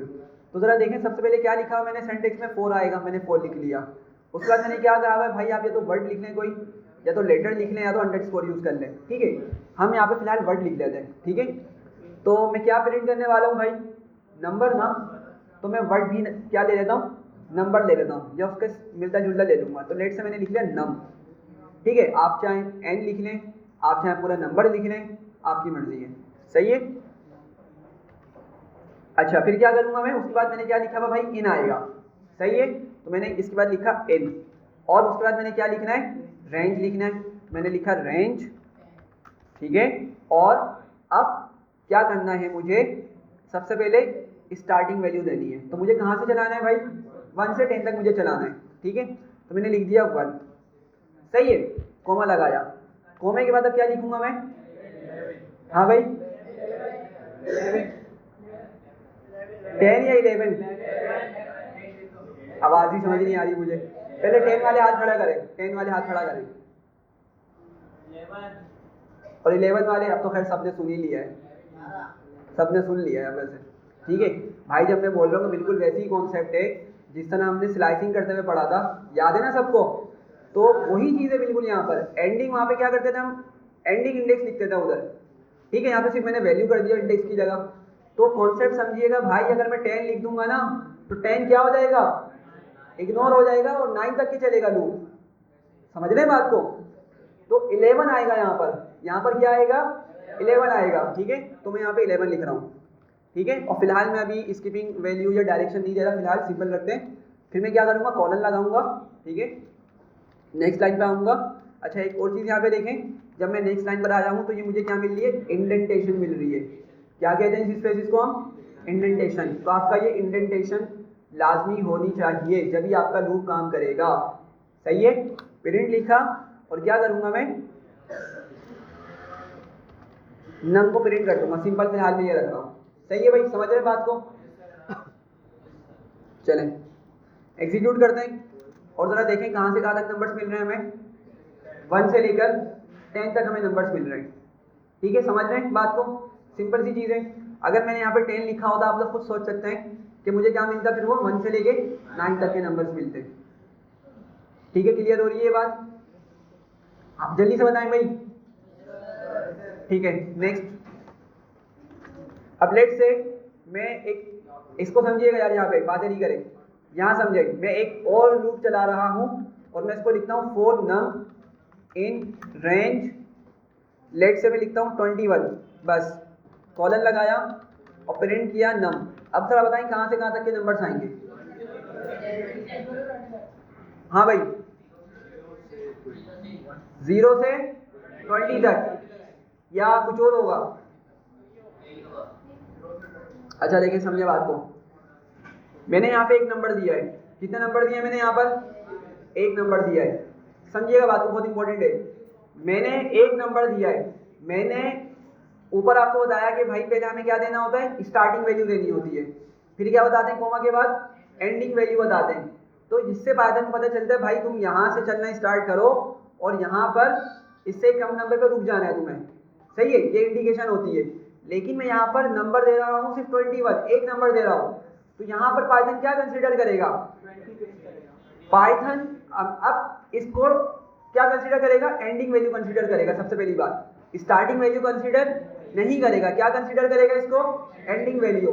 और एंडिंग वैल्यू कहाँ पे खत्म करेगा, वो 20 पे खत्म करेगा, ठीक है। तो स्टार्ट कहाँ से करेगा, फिर वो 0 से स्टार्ट करेगा, नहीं 1 से नहीं करेगा, कहाँ से करेगा, 0 से, समझिएगा बात को, ठीक है। कहाँ से स्टार्ट करेगा, 0 से स्टार्ट करेगा। तो जब भी हम लूप के अंदर इस रेंज फंक्शन के अंदर स्टार्टिंग वैल्यू ना बताएं तो कहाँ से वैल्यू हमारी स्टार्ट होती है, हमारी 0 से स्टार्ट होती है, ठीक है। तो अभी जरा देखिएगा, मुझे 0 से वैल्यूज मिलना स्टार्ट होंगे, कहाँ तक के जाएंगी वो, 20 तक के जाएंगी, ठीक है। तो जरा देखें 0 से स्टार्ट हुआ और कहाँ तक के आ गए नंबर्स, 20 तक के नंबर्स आ गए। समझ रहे हैं भाई बात को, कोई मसला।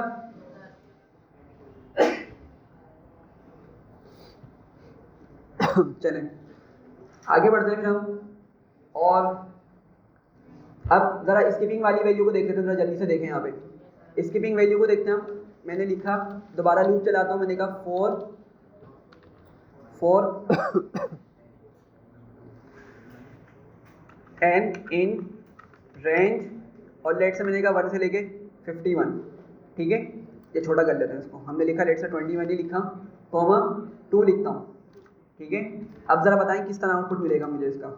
मैंने क्या लिखा है 2 लिखा है, स्किपिंग वैल्यू में क्या लिखा है मैंने 2 लिखा है, तो क्या आउटपुट आएगा जरा जल्दी से बताइएगा। अच्छा बारी बारी पूछते हैं यार, सवाल करें, बारी बारी पूछते हैं, पहले सोचे बाकी आप बताएं। चश्मे वाले क्या नाम है आपका? जी जी जी बुलाएं इनको जी, बताएं क्या आउटपुट आएगा। पराठा वाले बताएंगे जी। सॉरी आपकी आवाज नहीं आ रही, कैसे आ रहा है ये, एक्सप्लेन करें इसको। एंडिंग इंडेक्स, हाँ ठीक है ठीक है। और कोई बताएगा चश्मे वाले जी, नाम बताएं ताकि नाम भी याद हो मुझे। सॉरी हाँ आप बताएं हुजैफा। हाँ तो क्या होने वाला है? बिल्कुल, तो स्टार्टिंग कहाँ से होगी? 1 से स्टार्ट होगा या 2 से चलेगा? ये 1 से चलेगा, ठीक है 1 से चलेगा बिल्कुल, ठीक है। तो क्या मिलेगा सबसे पहली वैल्यू हमें 1 मिलेगी, लेकिन हमने क्या लिखा हुआ है यहाँ पर स्किपिंग में 2, लेकिन 2 कंसिडर नहीं होगा, क्या कंसिडर होगा 1। तो 1 को प्रिंट करके किसको छोड़ देगा ये 2 को छोड़ देगा, और फिर किसको प्रिंट करेगा 3 को, फिर किसको छोड़ देगा 4 को, और फिर किसको प्रिंट करेगा 5 को, सही है। हाँ एक तरीके से हम बोल सकते हैं ऑड नंबर्स मिलेंगे हमें, ठीक है समझ रहे हैं बात को। तो कॉन्सेप्ट बिल्कुल वही है जो हमने उस टाइम पे स्लाइसिंग करते वक्त पढ़ा था, ठीक है। अच्छा और अगर मैं यहाँ पे 3 कर देता तो अब क्या होगा? हाँ भाई इवन नहीं आएंगे, इवन नहीं आएंगे, समझे बात को। क्या होगा अब दोनों नंबर्स आपके स्किप होंगे, पहले 1 आएगा 2 और 3 स्किप, फिर क्या मिलेगा 4, फिर 5 और 6 स्किप, फिर क्या मिलेगा 7, ठीक है। तो ये हमारा आउटपुट आ गया है, ठीक है। तो उम्मीद है आप लोगों को चीज़ें बार बार पढ़ने से क्लियर हो रही होंगी अब, ठीक है। वैसे सिंपल चीज़ें हैं बहुत ज़्यादा, लेकिन रिवीजन से चीज़ें आसान हो जाती है। जी बोलें।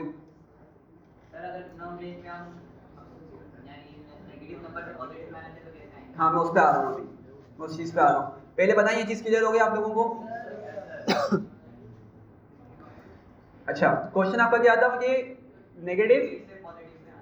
नेगेटिव से पॉजिटिव में आना है। अच्छा चलें, हम यहाँ पे एक लूप लिखते हैं सबसे पहले, और उसमें लिखता हूँ मैं लेट से IDX लिख देता हूँ, ठीक है, या नाम ये लिख लेते हैं इन रेंज, सही है। पहले मैं आप लोगों से कुछ क्वेश्चन पूछता हूँ, फिर मैं उनका आंसर करता हूँ, ठीक है। मैं यहाँ पे कुछ वैल्यूज़ लिख रहा हूँ, और मैं अब नेगेटिव डायरेक्शन वाले की बात कर रहा हूँ। किसकी बात कर रहा हूँ? Negative direction. हमने पढ़ा था ना वहाँ पे हमारे पास स्लाइसिंग करते वक्त नेगेटिव डायरेक्शन का कॉन्सेप्ट हुआ करता था, तो यहाँ पे भी नेगेटिव डायरेक्शन का कॉन्सेप्ट है, बिल्कुल सही है। तो अब मैं यहाँ पे कुछ वैल्यू लिखूंगा और आप लोग बताइएगा उसका आउटपुट क्या आएगा। लेट्स से मैंने लिखा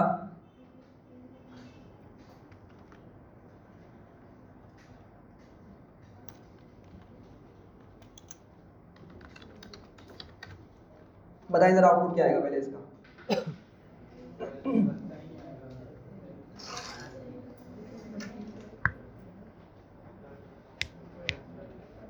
हाँ भाई एरर आएगा, क्या आएगा? सॉरी 11 to 1, 12 से 1 तक, और कोई? और कोई? अच्छा यार देखें सिंपल सी चीज़ है, नंबर लाइन हमने डिस्कस की थी, नंबर लाइन नहीं की थी डिस्कस? अच्छा मतलब डिस्कस ही नहीं करी लिटरली? अच्छा नंबर लाइन से बहुत आसान हो जाता है चीज़ ये, ठीक है। तो हम देख लेते हैं उसको, आपको बहुत अच्छे से क्लियर हो जाएगी ये चीज़। देखिए नंबर लाइन क्या होती है, सिंपल सी एक लाइन हम बनाते हैं, इसको समझिएगा यार। यहाँ पे जब भी मैं बात करूँगा ना स्लाइसिंग की और इस तरह के लूप की, तो आपके माइंड में फ़ौरन ये नंबर लाइन आ जाए, ठीक है। और आप ना माइंड में ही अपने आंसर कर सकते हैं। सेंटर में क्या होता है भाई? 0 होता है, ठीक है। राइट साइड पे पॉजिटिव नंबर्स होते हैं। अगर हम यहाँ पर जाएंगे तो किस तरह के नंबर्स होते हैं? पॉजिटिव, और यहाँ पर क्या होते हैं, नेगेटिव नंबर्स होते हैं। ठीक है, पॉइंट में भी हो सकते हैं और वो इंटीजर्स भी हो सकते हैं। सही है, तो फिलहाल हम यहाँ पे नंबर्स लिख लेते हैं, लाइक 1 हो जाएगा, यहाँ पे 2 हो जाएगा, 3 हो जाएगा, एंड सो ऑन करते करते हम कहाँ तक पहुँच जाएंगे। अभी हमारे केस में 12 है, क्या मौजूद है हमारे केस में, 12 मौजूद है, तो मैंने यहाँ पे 12 लिख दिया। सही है, यहाँ तक सही है, सब समझ रहे हैं। और यहाँ पे क्या होगा, नेगेटिव नंबर्स होंगे, -1 -2 एंड सो ऑन। ठीक है, और आपके पास ये इनफाइनाइट चलते रहेंगे, मतलब ये इसकी कोई लिमिट नहीं है। आप नेगेटिव में जितना बड़ा नंबर लेके जाना चाहें लेके जा सकते हैं, पॉजिटिव में जितना बड़ा नंबर लेके जाना चाहें आप लेके जा सकते हैं, कोई मसले वाली बात नहीं है, इनफाइनाइट चलता है ये। मतलब ये नंबर लाइन की बात कर रहा हूँ फिलहाल में। अच्छा, अब जरा समझिएगा, हमने एक बात की थी, अगर आप लोगों को याद हो, कि भाई स्लाइसिंग बाय डिफॉल्ट क्या डायरेक्शन होती है उसकी, लेफ्ट टू राइट होती है। क्या होती है डिफॉल्ट डायरेक्शन उसकी, लेफ्ट टू राइट। यहाँ पे भी डिफॉल्ट डायरेक्शन क्या होती है, लेफ्ट टू राइट होती है। डिफॉल्ट डायरेक्शन क्या होती है, लेफ्ट टू राइट होती है। अच्छा, अब जरा सोच के देखें कि मैं उसको बोल रहा हूँ कि भाई तुम कहाँ से स्टार्ट करो, 12 से स्टार्ट करो। कहाँ से स्टार्ट करो, 12 से स्टार्ट करो, और कहाँ पर एंड करो,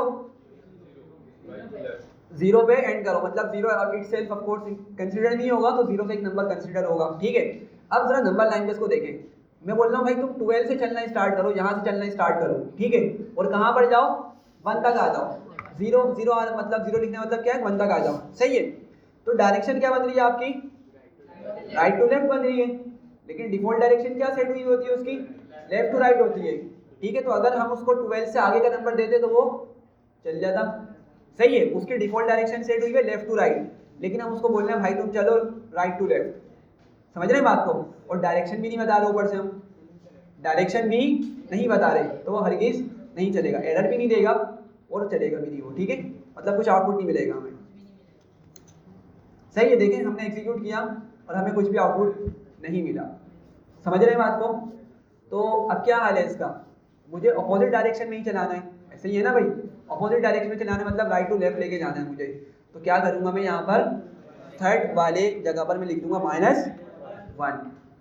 समझ रहे हैं बात को। एग्जीक्यूट किया तो ज़रा देखें, 12 से चलना स्टार्ट किया उसने, उसी सीक्वेंस में नंबर लाया और 1 तक हमें उसने लाके छोड़ दिया। ठीक है, तो ज़रा दोबारा से देखें, पहले 12 प्रिंट किया, उसके बाद फिर उसको यहाँ पे 11 मिलेगा, उसने 11 प्रिंट किया, फिर नेक्स्ट बढ़ेगा तो उसको 10 मिलेगा, एंड सो ऑन करते करते वो कहाँ पर पहुँचा, 1 तक पहुँच गया। ठीक है, और 1 तक ही इसने हमें नंबर देने थे। समझ रहे हैं बात को, क्लियर हो रही है। तो अगर मैंने ये नंबर लाइन का कॉन्सेप्ट नहीं बताया स्लाइसिंग के वक्त, तो ये मेरी गलती है। ठीक है, लेकिन आप इसको माइंड में रखिएगा, और यही कॉन्सेप्ट आपका वहाँ पर भी अप्लाई होता है।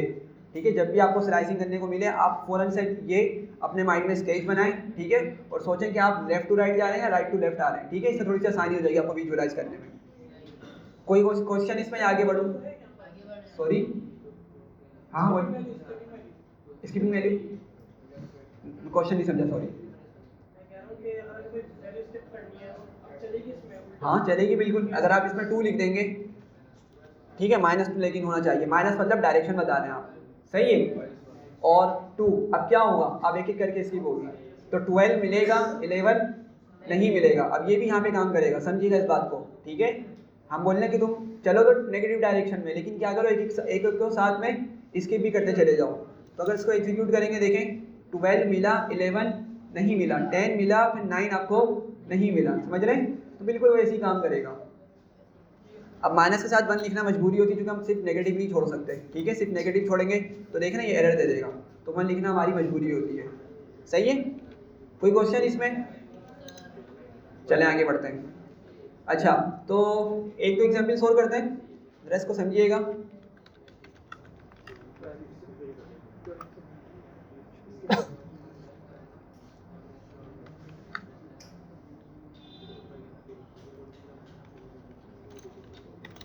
चले भाई जरा बताएं इसका आउटपुट क्या आएगा, जल्दी से इसको देख के बताएं।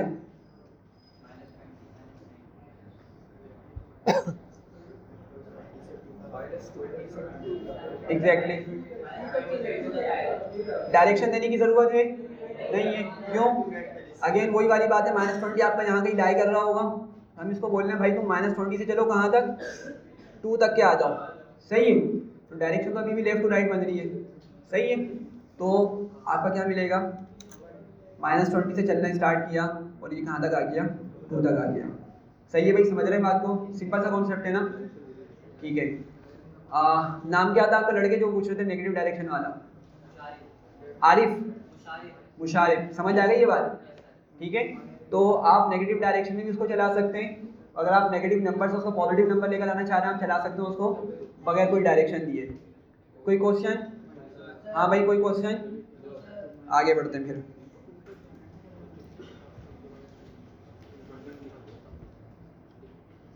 सही में टूट का लगेगा ये या ऊपर?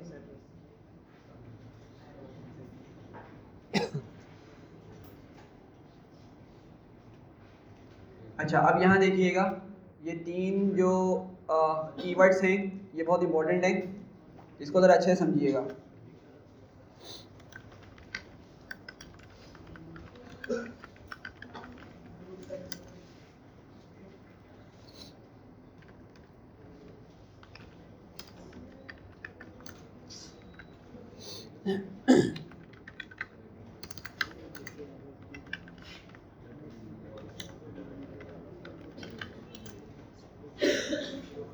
अच्छा तो ज़रा जल्दी से यहाँ समझें एक ओवरव्यू इसका, फिर हम आगे बढ़ते हैं। देखें कंटिन्यू का मतलब क्या होता है, स्किप करने के सेंस में यूज़ होता है। कंटिन्यू किस सेंस में यूज़ होता है, स्किप करने के सेंस में यूज़ होता है। अभी पहले मतलब समझें, मैं आगे इसको एग्जाम्पल देता हूँ। कंटिन्यू जब भी हम यूज़ करेंगे इसका मतलब क्या होगा कि भाई स्किप कर दो, इस वैल्यू को स्किप कर दो। अब आगे देखते हैं क्या होता है। ब्रेक में क्या होता है, तोड़ दो, लूप को ख़त्म कर दो। क्या करो, ब्रेक के अंदर हम क्या बोल रहे होते हैं कि भाई लूप को ख़त्म कर दो। लेट्स हमने 100 मरतबा लूप चलाया, ठीक है, और हमने कोई कंडीशन लगा दी। हमने कहा भाई जब ये कंडीशन ट्रू हो जाए ना तो क्या करो, निकल जाओ, बाहर निकल जाओ, ठीक है। अब लेट्स हमने लगाई 20, जब उसके पास 20 अचीव हो जाए तो क्या करे, वो लूप को ब्रेक कर दे। तो हालांकि हमने 100 टाइम्स के लिए उसको लूप को चलाया हुआ है, उसको अभी 80 टाइम्स और चलना था, लेकिन वो 20 पर ही बंद हो चुका होगा, ठीक है, एंड हो चुका होगा। तो ब्रेक इस वजह से यूज़ होती है। और पास सिंपल, अगर हमें कुछ भी नहीं करवाना तो हम पास का यूज़ करते हैं। एग्जाम्पल देखता हूँ, अच्छे से क्लियर हो जाएगा। आगे बढ़ते हैं। मैं यहाँ पे अगेन वही लूप चलाता हूँ। मैं लिखता हूँ फॉर नम इन रेंज, और लेट से 1 से 20 तक, 21 तक चले जाते हैं।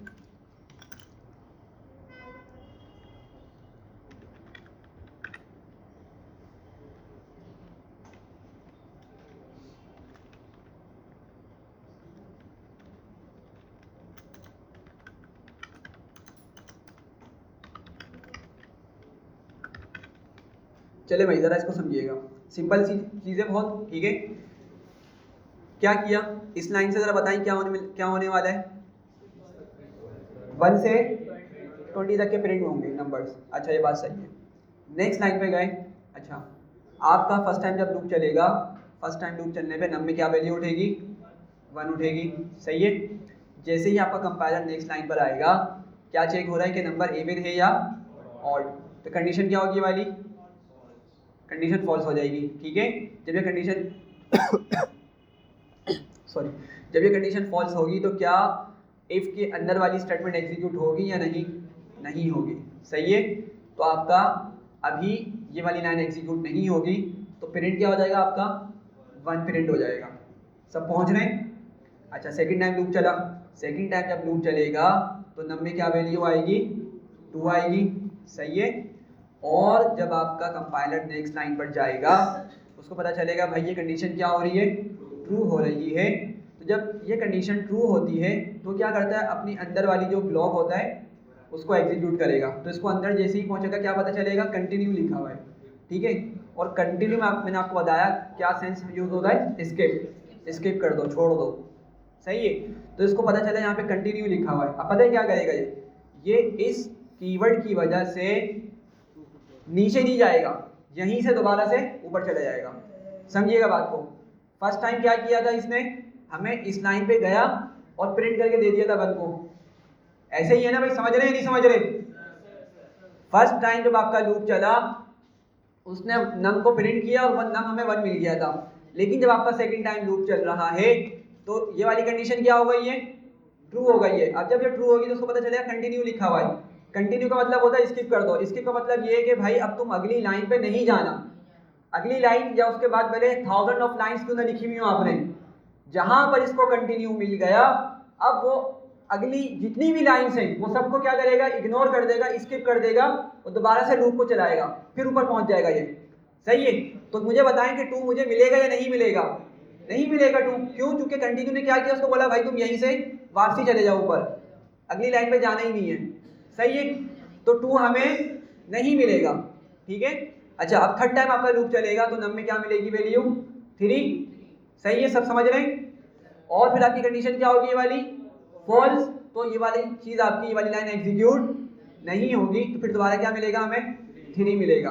तो एक तरीके से हमें क्या नंबर्स मिलने वाले हैं, ऑड नंबर्स मिलने वाले हैं। समझ रहे हैं बात को? चले एग्जीक्यूट करते हैं इसको। तो क्या हुआ, सारे के सारे जो इवन नंबर्स है हमारे पास से चले गए, नहीं हमें मिले। क्यों? इस कंटिन्यू की मदद से। और कंटिन्यू का क्या सेंस बनता है भाई, इग्नोर कर दो अगली लाइंस को या स्किप कर दो, आगे आपने जाना ही नहीं है, दोबारा से लूप को स्टार्ट कर दो। समझ रहे हैं बात को? भाई ये बहुत इंपॉर्टेंट कॉन्सेप्ट है, मैं अभी डिटेल में बता रहा हूँ, फिर मैं इसको वाइल लूप पढ़ाते हुए नहीं बताऊंगा, ये आपके वाइल लूप में भी यूज होंगे तीनों कॉन्सेप्ट्स, कंटिन्यू, ब्रेक और पास। सही है, कॉन्सेप्ट यही रहेगा, लेकिन मैं दोबारा इतनी डिटेल में डिस्कस नहीं करूंगा इस चीज़ को। तो अगर नहीं समझ आया तो बताएं, मैं फिर आगे बढ़ूंगा मैं। जी भाई, सिर्फ एक को समझ आया है, 2 को समझ आया बस?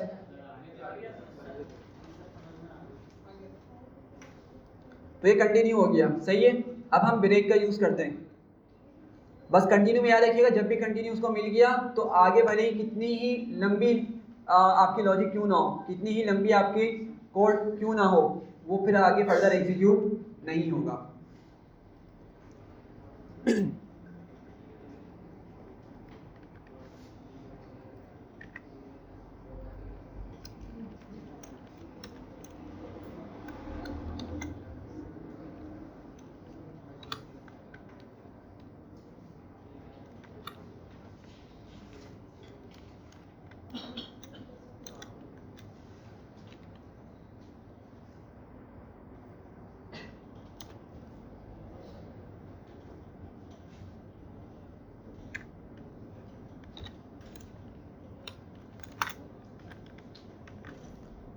चले भाई, अब जरा यहाँ देखिए, मैंने क्या किया, लूप को कितने टाइम्स चला दिया है? हाँ भाई, कितने टाइम्स चलाया है? 50 टाइम्स चलाया है। कितने टाइम्स चलाया है? 50 टाइम्स। लेकिन मुझे 50 नहीं मिलेगा, 50 मुझे नहीं मिलेगा। ठीक है, 50 नंबर नहीं मिलेगा एक्चुअली। आपका लूप तो कितने टाइम्स चलेगा? 50 टाइम्स ही चलेगा। समझिएगा यार इस चीज़ को, ये इंपॉर्टेंट चीज़ है। आप मुझे बताएं कि इसकी वैल्यूज कहाँ से मिलना स्टार्ट होगी? मुझे 0 से, लेकिन कहाँ पर एंड होंगी जाकर? 49। ठीक है, तो 49 आपके 49 नंबर्स होगा और 0 को भी काउंट करें तो क्या होगी आपका टोटल नंबर्स? 50 हो गए। 50 मिलेगा नहीं, लेकिन लूप आपका 50 टाइम्स ही चलेगा 0 की वजह से। समझ रहे हैं बात को? अच्छा, आपका फर्स्ट टाइम लूप चला, नम में क्या मिला इसको? 0 मिला। ठीक है, अब 0 आपका यहाँ पर आया, मैंने क्या बोला भाई कि भाई मॉड्यूल ऑपरेटर निकालो किसका? 0 का। ठीक है, 20 की मदद से, और चेक करो वो 0 के बराबर आ रहा है या नहीं आ रहा। सही है। अच्छा, एक चीज़ यहाँ देखिएगा, ये चीज़ शायद आप लोगों के लिए न्यू हो। मैं लिखता हूँ 0 मॉड्यूल ऑपरेटर 20। हाँ भाई, क्या आंसर मिलेगा इसका? हाँ भाई जल्दी से बताएं जरा, क्या आंसर आएगा इसका? 0 या कुछ और? देखें क्या आउटपुट आ रहा है। ठीक है, कैसे आ रहा है?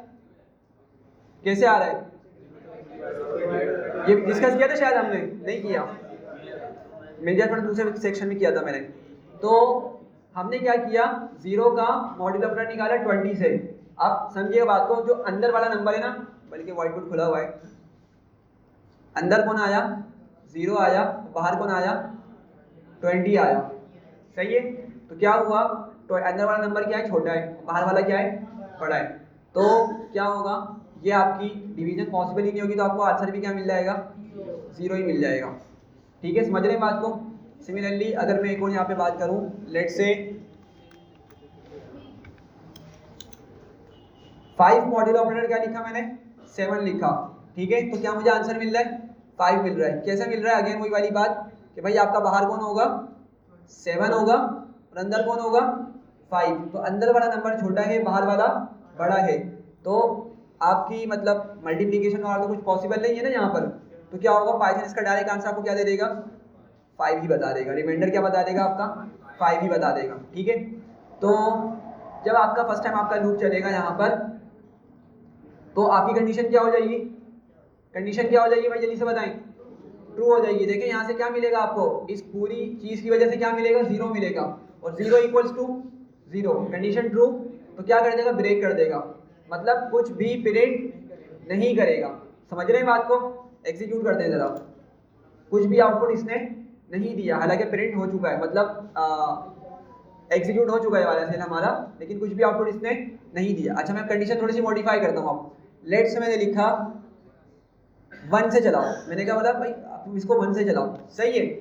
तो अब जरा सोच के बताएं, थोड़ा सा टाइम लें, सोच के बताएं कि मुझे कहाँ तक के नंबर्स मिलने वाले हैं। जी भाई सोच के बताएं जल्दी से।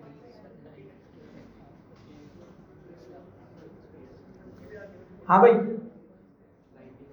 बिल्कुल, कहाँ तक के नंबर्स मिलेंगे, 19 तक। अब बात समझिएगा जरा, आपका ये लूप चलता रहेगा, पहले इसमें 1 आया, कंडीशन क्या हो जाएगी आपकी, फॉल्स हो जाएगी। समझिएगा बात को, कुछ यहाँ पे कंफ्यूज हो लोगे भाई, जब 1 अंदर जाएगा और 20 बाहर होगा तो आंसर क्या आएगा, आंसर क्या आएगा भाई, 1 ही आएगा ना, और 1 इक्वल्स टू 0, कंडीशन क्या हो गई, फॉल्स, कंडीशन क्या हो गई, फॉल्स। जब फॉल्स थी तो ब्रेक नहीं चलेगा, ब्रेक नहीं चलेगा, समझ रहे बात को, तो प्रिंट कर देगा किसको सॉरी, नम को प्रिंट कर देगा, सही है। सेकंड टाइम आपका लूप चला, ठीक है, 2 आ गया, अगेन आपको क्या मिल रहा होगा बाहर, 2 अंदर है 20 बाहर है, तो अभी आपको क्या मिल रहा है, 2 ही मिलेगा, ठीक है। तो अगेन कंडीशन क्या हो गई हमारी, फॉल्स हो गई। कंडीशन जब फॉल्स हुई तो ब्रेक आपका काम नहीं करेगा, समझ रहे हैं सब, पहुंच रहे हैं यहाँ तक, और हमें फिर नंबर प्रिंट होकर मिल जाएगा 2, इस तरह चलेगा, 3 आएगा, 4 आएगा, 5 आएगा, करते करते करते जब ये पहुंचेगा 20 पर, ठीक है, 19 भी प्रिंट कर देगा, 19 को भी इसको कोई मसला नहीं होगा, लेकिन जैसे ही ये 20 पर पहुंचा, ठीक है, अब क्या हो जाएगी उसकी मॉड्यूल ऑपरेटर वाली लॉजिक अब आपकी यहाँ पे काम करेगी, ठीक है। काम करने के बाद आपकी सिंप्लीफिकेशन होगी, ठीक है, 21 × 20 अंदर 20 गया, कैंसिलेशन हुई, माइनस हुआ, नीचे क्या बचा, रिमाइंडर 0 बचा, और 0 इक्वल्स टू क्या हो जाएगा, 0 होगा, तो फिर आपके अंदर वाली अब स्टेटमेंट एग्जीक्यूट होगी, और वो यहीं पे क्या करेगा, ब्रेक कर देगा, मतलब अब आपका लूप यहीं पर एंड हो जाएगा। सही है, समझ रहे हैं बात को, बहुत बहुत इंपॉर्टेंट चीज़ है ये। हम जब वाइल लूप पढ़ेंगे ना तो एक छोटा सा गेम बनाएंगे, तो आपको वहाँ पे इसकी इंपॉर्टेंस पता चलेगी, कितना इंपॉर्टेंट चीज़ है ये ब्रेक वाली चीज़, सही है। वाइल लूप के अंदर बहुत हम इसको फ्रीक्वेंटली यूज़ कर रहे होते हैं। तो क्या होगा भाई, ये 19 तक के नंबर देगा, 1 से 19 तक के, और फिर क्या करेगा, हमारे ग्रुप लूप को ब्रेक कर देगा, एंड कर देगा, एग्जीक्यूट कर देगा, ठीक है, और हमें 90 तक के नंबर्स मिल गए। क्लियर है, ठीक है, पास नहीं बताया, ओह सॉरी, ठीक है, थैंक यू। तो अच्छा देखें यार, पास रह गया है हमारा, पास जो है कंटिन्यू समझ आ गया है, स्किप करने के लिए यूज़ होता है, ब्रेक किसी भी कंडीशन में ट्रू होने पे लूप खत्म करवाने के लिए यूज़ होता है, और पास किस लिए यूज़ होता है देखें। पास जो है ना ये बहुत यूज़फुल है। लेट से मैंने लिखा, कोई मैंने लूप बनाया, ठीक है, लेट से मैंने लिखा for num in range 1 to 11, और अगर मैं इसको ऐसे ही छोड़ दूंगा ना, ज़रा देखें क्या दे रहा है मुझे, ये एरर दे रहा है, मतलब मुझे आगे कुछ लॉजिक लिखनी नहीं है, बस मैंने क्या किया, ऊपर लूप को इनिशियलाइज करवा दिया है, ठीक है। अगर किसी को सी प्रोग्रामिंग का आइडिया हो ना, तो उसमें इस तरह की यूजुअली हम काम मतलब वेरिएबल्स को ऊपर डिक्लेयर करके रख रहे होते हैं, एम्प्टी वेरिएबल्स को, तो समटाइम्स लूप्स को भी हम इस तरह करके डिक्लेयर करके छोड़ देते हैं, बाद में उसका यूज़ कर रहे होते हैं। तो पाइथन में अगर आपने वो वाला काम करना है ना, कि आपने फिलहाल लूप बना के रख दिया है, ठीक है, और आपको बाद में इसको यूज़ करना हो, लेकिन अगर आप उसको ऐसे ही छोड़ देंगे ना तो आपको एरर दे देगा वो, सही है। तो हम क्या करेंगे, सिंपल यहाँ पे लिख देंगे पास। अब क्या होगा, आपका लूप मतलब एक क्रिएट हो चुका है आपका वो, ठीक है, लेकिन वो क्या हुआ, पास स्टेटमेंट की वजह से फर्दर आगे काम नहीं करेगा, बस यहीं पे आपका रुक जाएगा। तो मतलब एक तरीके से ना, अगर आपने किसी चीज़ को डिफाइन करके छोड़ देना हो, बाद में आपने इसको यूज़ करना हो, तो इसलिए हम क्या यूज़ करते हैं, पास का यूज़ करते हैं, ठीक है। और भी इसकी मतलब हम पढ़ेंगे फंक्शंस के अंदर बहुत इसकी एप्लीकेशंस हैं, मतलब फंक्शन में भी काफ़ी फ्रीक्वेंटली यूज़ होता है ये। तो लेकिन मकसद उसका यही है कि भाई आपने किसी चीज़ को क्रिएट किया, जैसे लूप हो गया, वाइल लूप भी हो सकता है आपका, वो फंक्शन हो सकते हैं, कोई मेथड हो सकता है, और आपने उसको फ़िलहाल उसकी लॉजिक नहीं लिखनी, आपने कहा इसमें बाद में यूज़ करूँगा, बस आपने पॉइंट्स बना लिए कि भाई मुझे इस पे काम करना है, तो बस पास आप लिख दें, वो क्या होगा उसकी वजह से वो आपका एरर नहीं देगा। ठीक है, नेस्टेड लूप ज़रा देखिएगा यहाँ पे जल्दी से हम कवर करते हैं नेस्टेड लूप को, या 1 ही मिनट बाकी है, 50 पे क्लास वाइंड अप करनी है मुझे, छोड़ देते हैं यहीं पर। ठीक है, नेक्स्ट क्लास में डिस्कस करेंगे नेस्टेड लूप को। ठीक है, नेक्स्ट क्लास में डिस्कस करेंगे, टाइम पे आइएगा और क्वेश्चन भी करेंगे वो वाला।